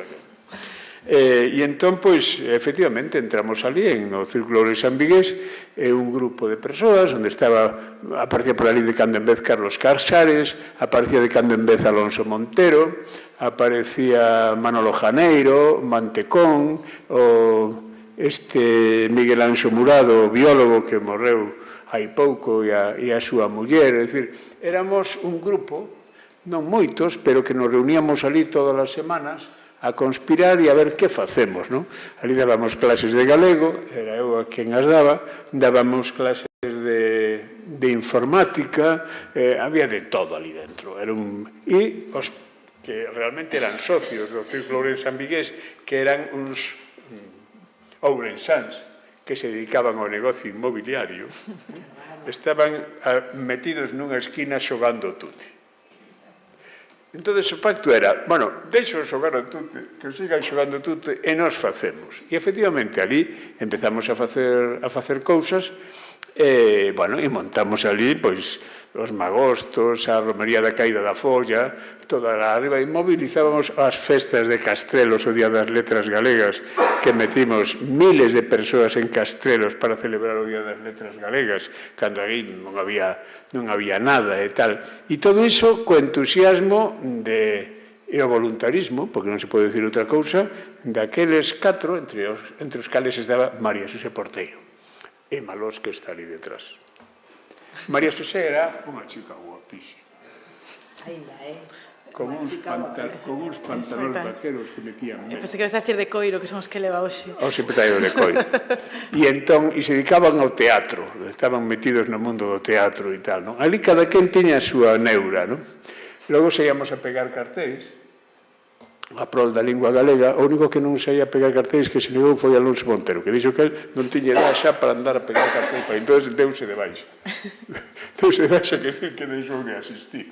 Porque eu non estou para pegar cartéis, antes de sair a pegar cartéis e tal. Entón, claro, nesa etapa da creación da Fundación dos Premios da Crítica, ainda non se chamaba así, era o Círculo de San Vigués que organizaba os Premios da Crítica. Pois nesa sociedade con moita actividade, con moito activismo, que se apoiaba na actividade que podíamos ter algúns como xornalistas nos medios de comunicación ou nas emisoras de radio, etc., pero tamén moito activismo cultural, moito activismo, incluso activismo político-cultural. Recordo xornadas que facíamos de política que viñan o Partido dos Socialistas Valenciáns, os aberchales de Euskadi, que viñan tamén moita xente da esquerda republicana, do que chamaríamos, ainda daquela estaba todo nacendo e fervendo, non? Entón, conseguíamos incluso, tamén colgándonos da percha da emisora, que se pudiesen facer cousas no auditorio da Caixa de Aforros, porque era un pouco o espazo así como con máis convocatoria que podía haber naquel momento, incluídas as clases de galego e unha cousa xa alucinante tamén en galego que se chamaba Escola de Pais, onde dábamos consellos aos pais, era eu o director. Había que ter valor para a educación dos fillos. E entón nos ali pontificábamos e tal. Fervía a cidade dun xeito. Vigo non volveu ser, por lo menos, claro, nos fixémonos maiores. E agora temos as luces e estamos todos iluminados ca luz do alcalde que nos ilumina. Pero naquel momento Vigo era un fervedoiro. Tanto así que fixéramos non sei se acorda María Xosé, un chamamento. Ali estaba Lodeiro e toda aquela xente, o pintor Lodeiro, e fixéramos un pronunciamento que empezaba así: Vigo é un ermo intelectualmente triste. Eu era o redactor. Vigo é un ermo intelectualmente triste.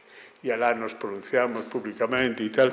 Entón, estaba Castedo, veunos buscar a policía, meteunos no caldeiro, porque... E entón a policía recordo que nos interrogou a min e a Castedo como xefe da banda e díxonos, non se preocupen ustedes, que isto vai cambiar. Isto a policía, Ni nos torturaron, ni nos deron unha bofetada, simplemente se estiveron esperando ali un montón de tempo que isto vai cambiar e van gañar ustedes. Bueno, nos saímos de ali, fomos para a da Viuda, que estaban algúns esperando para marcharse a Portugal, porque, claro, a paranoia tamén funcionaba, non? Dice, no, se nos dixeron que íbamos a callar nós, pero que nos dixo esa propia policía e tal, non? Bueno, ese era o Vigo que nos compartíamos, e o Vigo onde eu coñecín e traballei con María Xosé, sendo uns rapazolos os dous, e movéndonos como podíamos naquel mundo, non? Logo veo o 23F e todas as cousas que sucederon despois. Por tanto, eu a María Xosé sempre a seguín aí. Entón, é moi difícil para min separar o que é a actividade profesional e xornalística que logo seguín e que foi madurando, fomos madurando todos durante nos anos, eu máis derivado cara ao mundo en grande parte do ensino e ela máis centrada no aspecto da creación e da comunicación e da publicidade, e logo o seu compromiso co Concello, o seu compromiso político co PSOE, de intentar, abrir novos camiños tamén e novas voces dentro da organización política, pero, sobre todo,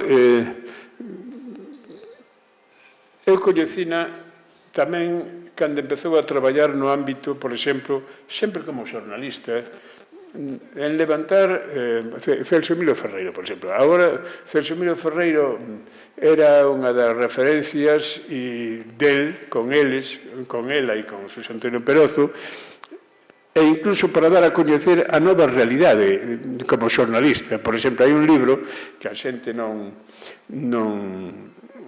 sei se recordará, pero que, dende logo, é un documento que quen é quen no Parlamento Galego.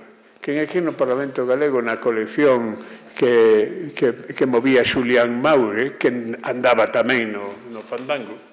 Pois Xulián Maure creou unha colección que era Montes e Fontes, unha especie... Eu tiña obsesión por libros baratos e de peto, non? E entón creou esa colección, e nesa colección María Xosé e Xosé Antonio Perozo fixeran un traballo importante, que era, dar a coñecer con biografías, con pequenas biografías, pero moi informativas, moi de xornalistas, quen é quen no Parlamento Galego. Porque, claro, hai que pensar que aquí ninguén sabía nada de nada. Bueno, nós nese aspecto éramos moi conscientes de que a posibilidade que tiñamos como persoas que nos daban un espazo na comunicación era poder contribuir a que a sociedade lectora e a sociedade que nos escoitaba na radio, porque a radio era o gran medio que chegaba a todo o mundo, pois que puidésemos, ir poñendo a semente de unha información que nos permitise saber de que ia isto. Porque hai un dato que quedou e está comprobado. Citamos antes a Palmeiro. Palmeiro e Maixeu facíamos un programa antes de coñecer María Xosé na Radio Galicia, na cadena Sera, aquí en Santiago, e no 75 eran 25 anos do falecemento de Castelao. E foi un ano, ademais, non sei se vos acordades, os máis vellos, polo menos, que houve unha xitación de actividades culturais prohibidas sistematicamente polo goberno e tal, aínda non morrera Franco. E entón fixemos un programa dedicado a Castelao, e a historia consistía en sair á rúa cun micrófono preguntándolle a xente aquí, en Santiago de Compostela, ás 12 do mediodía, ardor da universidade, sabe vostede quen foi Castelao? Fixemos 62, estaba Fernando Madriñán facendo as preguntas. Fixemos 62 enquisas. Dúas persoas dixeron, creo que foi un dibuixante galego. e moitos confundían, os máis cultos confundíano con castelar. Bueno, este era un pouco o panorama no que nos desenvolvíamos cando empezábamos a movernos, non? Foi nesa época cando Luís Álvarez Pousos, a que está aquí, promove aqueles suplementos, un pouco despois, aqueles suplementos culturais na Voz de Galicia, que nos destes cancha tamén para poder facer cousas. É dicir, era unha concepción do xornalismo, e creo que defino ben a idea de María Xosé, onde mantendo os criterios de distanciamento obxectivo que a profesión exixe, non somos predicadores, pero sabíamos que o noso traballo tiña unha dimensión didáctica de formación social ao que non queríamos renunciar e que lle daba sentido ao labor que facíamos. Entón, por iso decía que foi unha das épocas máis ricas, máis estimulantes, e onde eu me sentí máis libre para poder facer cousas. Despois viñeron xa os condicionamentos das empresas, as empresas foron derivando, o propio Xosé Andrés Hernández, aquel que era o director, un día levoume a Santiago e dixeme, ti que vas facer? E dixenlle, pois a verdade que non sei moi ben, eu estaba matriculada máis en xornalismo en Madrid e tal. E dime, ti és licenciado, fai unhas oposicións á cátedra e compra liberdade, porque van vir moi duras. E, efectivamente, o problema está que unha vez que a transición, a chamada transición, pousou e clarificou as correlacións políticas de quen manda no país, en Teima fixéramos unha reportaxe longa que coordinara eu en tres números de Teima que se titulaba Quen manda en Galicia, que é unha definición exacta do que pasaba e do que ia pasar, sobre todo. Pois era que, tiñamos que ter a posibilidade, se podíamos, comprar liberdade a base de que o xornalismo fose un espazo onde puidésemos falar ou expresarnos, pero a poder ser, e era un privilexio, ter un paracaídas e un colchón polo que puidera pasar. E aí foi un pouco xa cando María Xosé continuou, cada un de nós foi polo seu vieiro, pero sempre mantendo a relación entre nós e a admiración da que falaba eu antes, admiración e cariño cando nos encontrábamos. Logo, andando o tempo, ela entrou máis na política de organización, neste caso do PSOE, logo coincidín con ela e con amigos comuns na súa época de Bos Aires, ali deixou unha pegada fantástica, ainda hoxe, na colectividade galega, me lembra aquela muller que veu ca representación da delegación da Xunta de Galicia no bipartito, no chamado bipartito, a representar os galegos en Bos Aires, deixaches unha pegada maravillosa, fantástica, e todos os amigos que veñen sempre preguntan, María Xosé, como está? E moitos te chaman, saben de ti. Por tanto, claro, é unha dimensión complementaria, distinta, do que pode ser a escritora, a creadora da que falou Loli Vilavedra, non? Nos estábamos noutra trincheira que non é tan distinta, Cando nos dicen, ti que és? Pois eu son unha especie de persoa que emite en distintas liñas, pero que ao final todas responden a unha mesma preocupación, estar activo na sociedade ca ilusión de facer unha sociedade mellor. E iso eu creo que é o que define o traballo de María Xosé dende o feminismo e dende o seu compromiso cívico, que é moi importante. María Xosé, grazas por todo.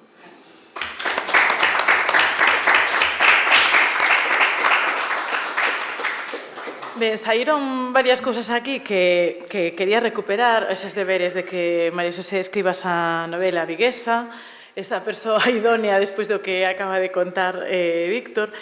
Pero quería referirme a algo que non sei se saiu, sinto pola mañá non estaba, non sei se saiu pola mañá, pero ten moito que ver con isto que se está falando aquí.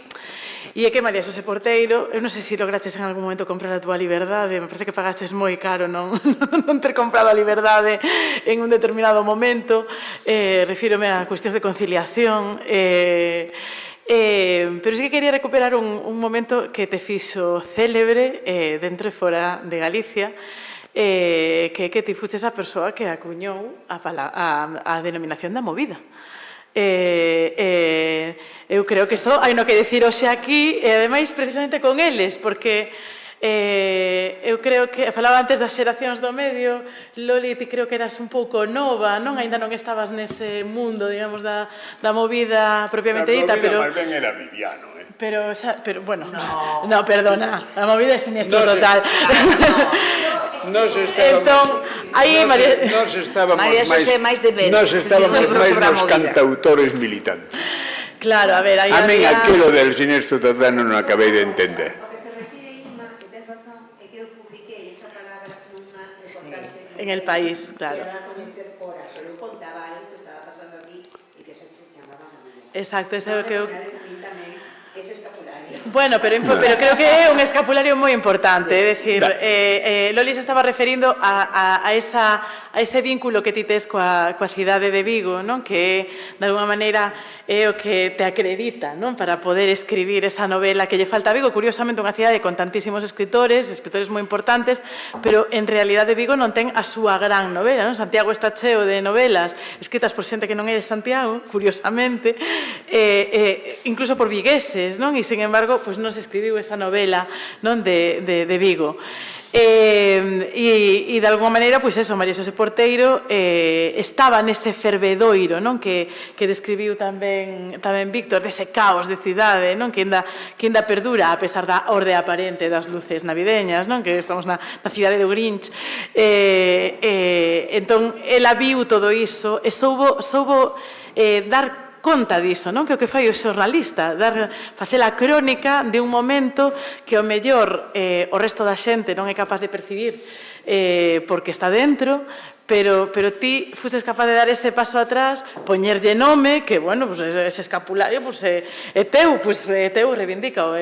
Aquí falábamos antes de non... Falábamos antes na sesión anterior da importancia da linguaxe. Exactamente, da importancia da linguaxe, non? De poñerlle nome ás cousas, e creo que iso ti... como tes ese síndrome da impostora que te precede ás veces, pois non recoñeces, non? Que fuches alguén que percorreu a vida non só do país, sino da cidade, non? A cidade de Vigo, e creo que bueno, pues efectivamente, non? Eses deberes que che puso a estudosa da literatura, pois me parece que deberías tomarlos moi en conta, porque aí hai algo. E logo quería referirme, e ao mellor podedes falar un pouco máis vos, xa que estabades por ali, ti estabas e ti estuveches despois, porque supoño que non se falou, e enlaza co que vai pasar despois, que é o vínculo de María Xosé Porteiro con ese mundo do teatro na cidade de Vigo, que foi importantísimo. É dicir, eu creo que non teríamos o teatro que temos hoxe se non fose que aí pasaron cousas nos anos 70, non só como escritora, sino como alguén que ve o que pasaba en Vigo nesa época en relación co teatro. Pois tes moita razón, Inma, que se nos quedou un pouco esta dimensión de María Xosé no tinteiro. No CEDIF non nos quedou. Pois menos mal que non lo recordas, porque menos mal que estás moi presente no documental Momento Publicitario que o Consello da Cultura Galega extraordinario fixo sobre a memoria do teatro galego na transición. Na nosa página web poden consultalo. Porque, en fin, isto xa o temos analizado e comentado outras veces, non? Pero é un capítulo da historia do teatro galego que aínda está un pouco por recuperar. Quizáis as razóns as poderíamos analizar, non é o momento, pero penso que se fala menos do que se debería dese momento do teatro vigués, non? Donde, bueno, había unha serie de tensións, de contradiccións, o mellor, parece que en Ribadavia as cousas estaban máis claras, na Coruña as cousas estaban máis claras. Había 14 grupos en Vigo. Claro, aí, vela aí. 14 grupos activos. Só en Vigo. E as jornadas de teatro. Claro. Estaban as jornadas e tal, e de feito en Ribadavia, Vigo, había unha especie de...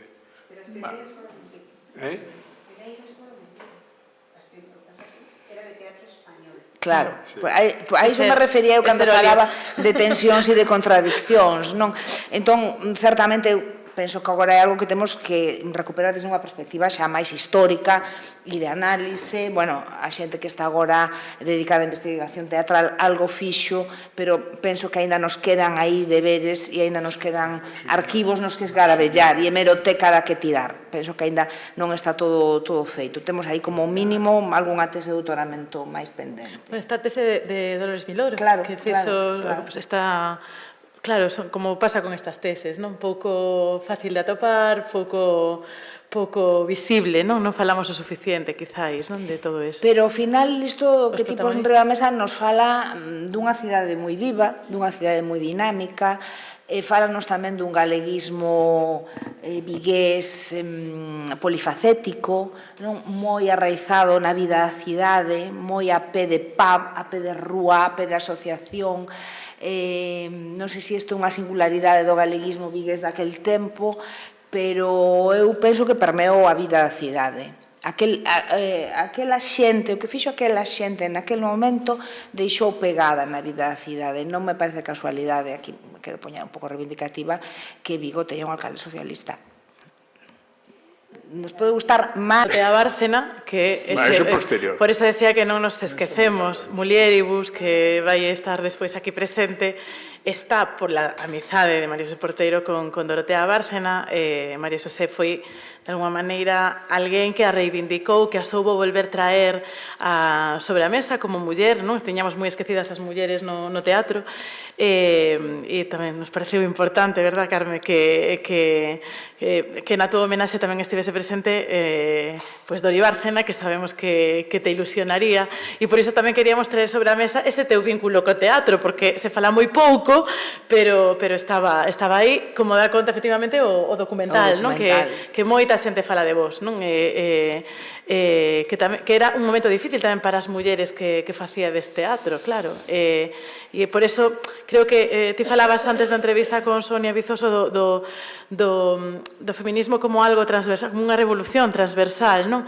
E creo que cando, ahora vai parecer que te tomamos un pouco como obxecto, pero é así, cando alguén observa unha figura que percorre tanto tempo desde tantas facetas, non? Como é María Xosé Porteiro, pois se ve efectivamente como en todos os aspectos, non? Donde ti te dedicaches, pois está ese activismo feminista, acaba de dicilo Víctor, non? Desde o xornalismo, decía o Loli, coa perspectiva, co punto de vista, non? E de Sándalo, que estaba dicindo para darche paso que fales un pouco máis de Sándalo. Non de Sándalo, quería un pouco falar quizáis máis de Cobardes, de María Xosé como escritora, pero quería sinalar unha cousa ao fío do que ti dicías antes, de que sentides como unha especie de orfandade xeracional, e non é así. Unha nunca se ve a sí mesma como a ven os demais, creo que isto é obvio, non? E claro, non vos decatades que as escritoras que empezastes ou vos consagrastes no século XXI xa sodes as narradoras galegas do século XXI. Xa tedes unha bagaxe, unha obra que se defende soa, premios, traduccións e demais.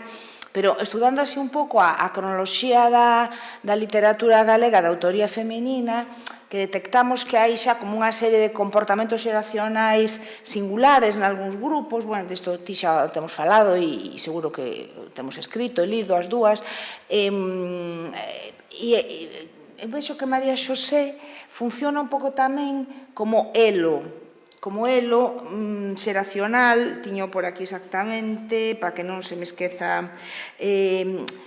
Hai unha xeración que pode ser a de Marina Mayoral, Queizán, que son maiores, e logo as novas, non? Rosaneiros, Inma López Silva, etc. E no medio está Cobardes. É dicir, cando dicimos que a xeración de narradoras galegas do século XXI arrinca, ou isto dixeno algunha vez, cunha antoloxía moi modesta que prepara Xerais, un libro de peto moi cutre, pero que alguén ten esa visión de dicir hai mulleres escribindo narrativa, temos que facelas ver. Logo daquelas, algunhas desaparecerían, aparecerían outras novas, pero digamos que funcionou como revulsivo, ou funcionou como estes mecanismos da linguaxe, non? É dicir, que aquelo do que non se fala non existe, e na medida que empezamos a falar resulta que existía unha narrativa de autoría femenina, non? E claro, é chamativo que Cobardes aparece nese momento. nese mesmo, o sea, a antoloxía do 2000, Cobardes, a primeira edición é do 2001, se non me equivoco, non? Entón, sí que creo que hai unha certa función de lo xeracional entre unhas e outras, que seguramente ti non desempeñaches conscientemente porque estabas a mil cousas, porque a novela naquele momento parecía que iba a ser unha incursión puntual, pero creo que non, que ahora vendo as cousas con máis perspectiva histórica podemos empezar a pensar nesta xenealoxía de escritoras así. Sí, e eu creo que eu referíame a Porteiro como unha autora serodia, non? E creo que ten moito que ver con iso, non? Porque elas son a xeración que ten que escribir tarde porque estaban sobrevivindo. Por iso dicía eu de comprar a liberdade, tardaches moito en comprar a liberdade. Entón, claro, nese momento elas chegan á literatura, nos vémolas como iguais. Por eso creo que tamén temos ese vínculo, non? Con Maísos Porteiro, María Aleixandre, non? Son autoras que nós, que somos un pouco máis novas que a vos, pois sentimos como iguais, como compañeiras, porque as súas publicacións son parellas, as nosas, non? Entón non funciona a idea xeracional, funciona o momento de publicación, pero claro, elas están... por iso escribe tamén a súa primeira novela, porque xa tiña unha idade, xa tiña un montón de cousas escritas, un montón de toda esa bagaxe da reportaxe, que tamén é moi narrativa, e eu creo que é moi interesante eso, que me dá a sensación de que ainda está por pensar, con un pouco de perspectiva na literatura galega. No teatro tamén pasa algo parecido, por exemplo, e é curioso tamén como elas están dando voltas entre os xéneros literarios, que creo que dá conta diso, de que son a xeración con unha conciencia de feminismo activista moi forte, que sabíades que tiñades que construir, igual que a xeración de Víctor sabía que tiñan que construir todas as cousas para o pensamento galeguista, eu creo que se engadiu nelas, que eran capaces de construir as cousas tamén para o pensamento feminista e que nós vos vísemos como referentes. Eu creo que realmente o conseguistedes, porque, supoño que a mesa da mañá estivo moi claro, as xornalistas que ademais te admiran moitísimo, sempre que falamos con elas nos digan, ai, María Porteiro, queren coñecerte. Que ademais fíxate que Cobardes traduces ao castelán 20 anos despois, non? Un pouco supoño que aproveitando, isto dos números redondos, e a novela aguanta perfectamente. Ti fuches tan xenerosa que me pediches un prólogo, entón volvín sobre ela e digo, isto parece escrito agora, non? O que falábamos antes, Margatojo sigue escrito sobre isto. E aguanta perfectamente. Entón, eso quere dicir algo, María, non? Que dicir, volvemos a esta idea de que eras xa nese momento unha escritora moi madura. Aguanta como crónica dun tempo, pero tamén aguanta como artefacto literario. Non se quedou anticuada. Hai certos modelos narrativos, certas formas de narrar que quedan obsoletas, axiña, non? Pero non é o caso de Cobardes. Vigo, efectivamente, podíamos lembrar que empeza a entrar na literatura. A mí me gustaría citar, por exemplo, unha novela de Cid Cabido, que é un escritor casi esquecido e a mí un escritor que me parece maravilloso, coa Panificadora. Cid Cabido lle dedica unha novela a Panificadora, e logo temos a Domingo Villar, e agora temos a Manuel Esteban. Empeza a asomar a patita así un pouco Vigo por debaixo da porta literaria. Es que nunca se chegaron a escribir a historia dunha señora que fora emigrante e que marchaba con contrabando de coñac a América, e logo chegar, ti ibas vela, e tirábate a chave, vivía nun sitio extraño, guindáballe a chave pola fiestra para que ti poideras ir vela para entrevistala, unha señora maior xa e tal, non? E eu sempre che decía, María Xosé, aí tes un novelón e tal, pero nunca aproveitaches, seguramente aproveitaches, pero nunca escribiches eso. No, pero había moita historia aí, Mira, vou te dicir unha cousa, esa historia que me era unha muller desas do Piollo Verde, que facían... Espera, que se va a traer o micro, María. É unha cousa pequena. Ela facía un tipo de contrabando que se chamaba Piollo Verde, que era levar material de contrabando nos trens. E aí facía pete, era unha señora moi interesante, pero ao final non contaba as cousas importantes. sempre repetía a mesma anécdota. Porque é unha señora moi maior. No, e porque ti, para ter perspectiva do que ti faz, tes que ter tamén un certo adiestramiento. Senón ti tes unha historia que repites sempre a mesma. E eu, cando vin que non a podía quitar de aí, e eu tiña que cuidar nenos, pais maiores, traballaba, estudaba, etc, etc, etc, dixe, bueno, isto non é para mí. Pero foi interesante. É unha cousa solo. A primeira vez que eu publiquei algo de narrativa foi nun libro de relatos colectivos que se chamou Na Radio. Sí, Na radio. Na radio, que coordinou Ana Romaní. Entón, esa foi a primeira, porque eu colaboraba en ensaios, eu sou moi mala en ensaios, sou divulgadora, pero, bueno, de vez en cando, se hai un tema que me guste, falo. Pero ese foi, para min, un reto enorme, porque non é o mesmo enfrentarte a un relato, un conto, que a facer unha reportaxe, aínda que se parecen moito. A reportaxe é un xénero moi novelístico. E eu creo que a mí se me nota moitísimo. Eu fago reportaxes novelados, en realidade, non? E xa está, non quería interrumpirvos. Pero era acordarme do libro de relatos de Ana, que é dos anos 90. 90, sí.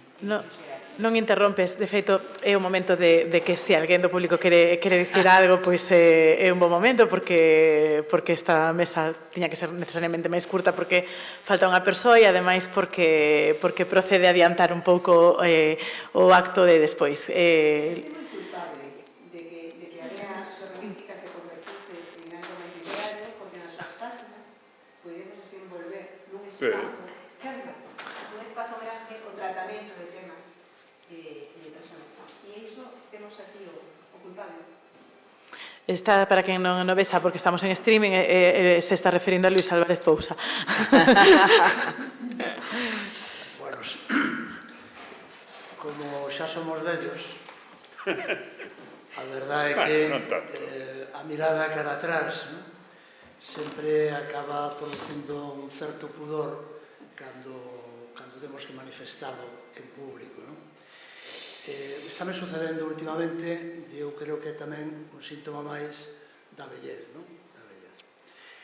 Bueno, sí, é certo, eu a María Xosé e a Perozo, eu creo que empecé a tratarvos precisamente cando, non sei se de antes, bueno, cando presentastes o libro sobre o que falou Vítor, que naquele momento pois era moi novedoso, porque ademais era, digamos, unha nova fórmula para poder, digamos, escribir algo que se saíse do día a día dos xornais, pero creo que foi daquela, pero non o teño así moi claro. Pero sí, sin embargo, despois, co suplemento de cultura que eu puxen en marcha na Voz de Galicia, coincidindo cos grandes suplementos de cultura que se estaban poñendo en marcha no diario El País, no diario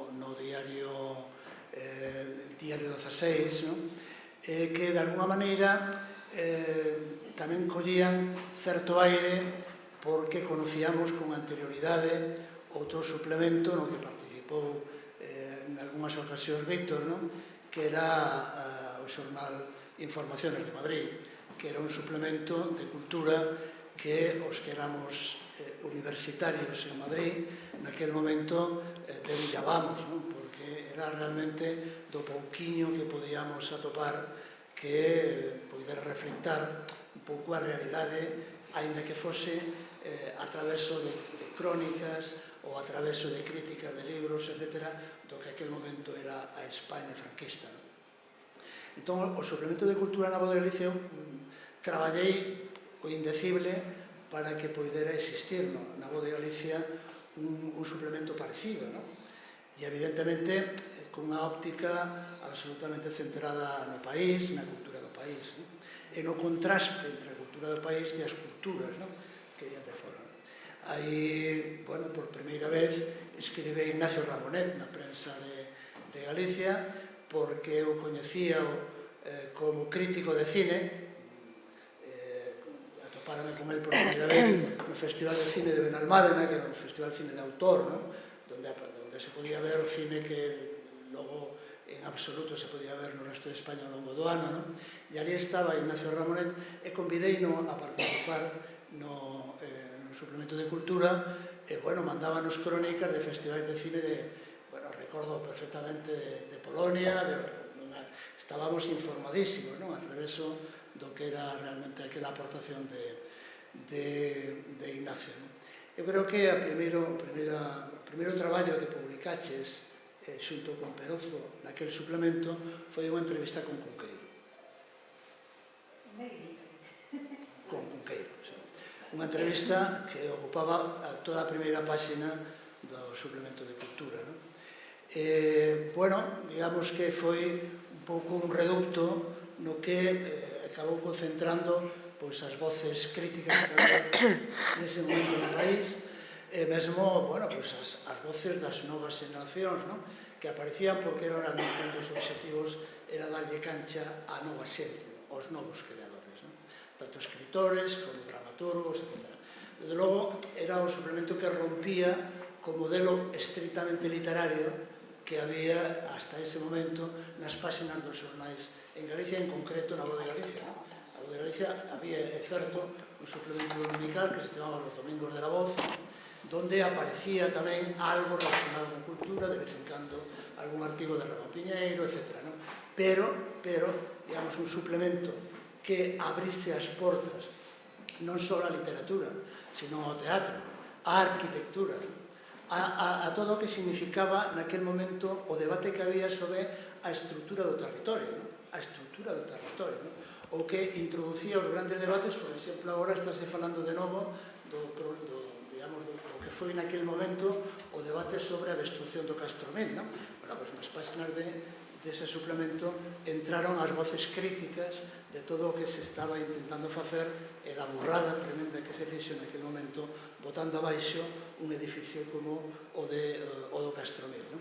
Por lo tanto, digamos que sí que é certo, creo que despois continuastedes colaborando máis veces, é un pouco a referencia que eu tiven, que logo evidentemente esa relación foise intensificando, mesmo na etapa política, cando eu estaba ainda traballando na prensa, antes de ir á universidade, e eu creo que, desde logo, sempre te tiven como un activo, e como unha activa, sobre todo, porque naquele momento erades moi contadas mulleres as que estabades ou andabades nese mundo da crítica, da rebelión, ainda que fose moral, porque moitas veces físicamente non se podía, pero é certo que estabas ali. Falabades antes das xornadas de teatro de Ribadavia, bueno, foi outro fogón, no que nos convivimos tantísima xente, que nese momento pertenecíamos a mundos incluso moi contradictorios, porque non éramos xente do teatro.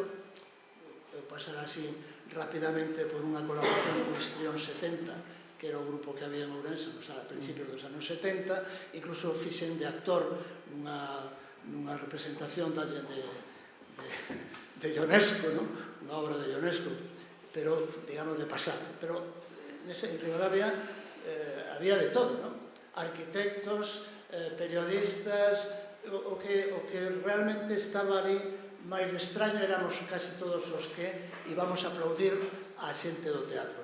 E é certo que ali tivemos eses encontros que nos fixeron revitalizar, que nos fixeron revivir, e sobre todo xenerar esperanza, porque logo realmente eu creo que non fomos uns fracasados. Hai que dir por aí, bueno, somos da xeneración dos fracasados. Eu creo que non.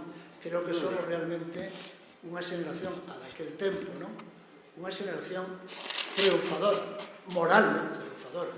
Evidentemente somos uns perdedores en moitas outras cousas, desde logo en relación co poder, pero desde logo desde o punto de vista moral, María Xosé está aí como un faro que iluminaba, evidentemente somos uns triunfadores morais, porque agora mesmo incluso se está botando en falta todo aquilo. Fíjate aquí, se acabamos sendo triunfadores. Pois é unha estupenda desver que se titula La conquista de la democracia, que coordinou Nicolás Sartorius, que parte dunha idea que a mí me parece preciosa, que Franco morreu na cama, pero o franquismo morreu na rúa. Non morrería na rúa se non fose pola vosa xeración que fostes os vencedores morais da dictadura. E por iso vos homenaxeamos, e por iso homenaxeamos concretamente a María Xosé Porteiro, porque ademais venceu desde o feminismo a aquel mundo nacional católico, rancio e machista, e fixo evolucionar este país que lle facía moita falta para que as demais o puidésemos herdar. Así que vamos deixar aquí esta mesa, despois ainda falaredes, falará María Xosé, pero imos dar paso a parte un pouco festiva, que é Mulieribus. Sí, que por iso que somos Mulieribus. Vai a ser performativo. Entón, a primeiro que temos que facer é sair todas e todos, non marchar, temos que baixar, damos un pequeno paseo, vamos ao baño, que nos apeteza, e volvemos en 4 ou 5 minutos. Porque é necesario que esta sala, bueno, pues convoque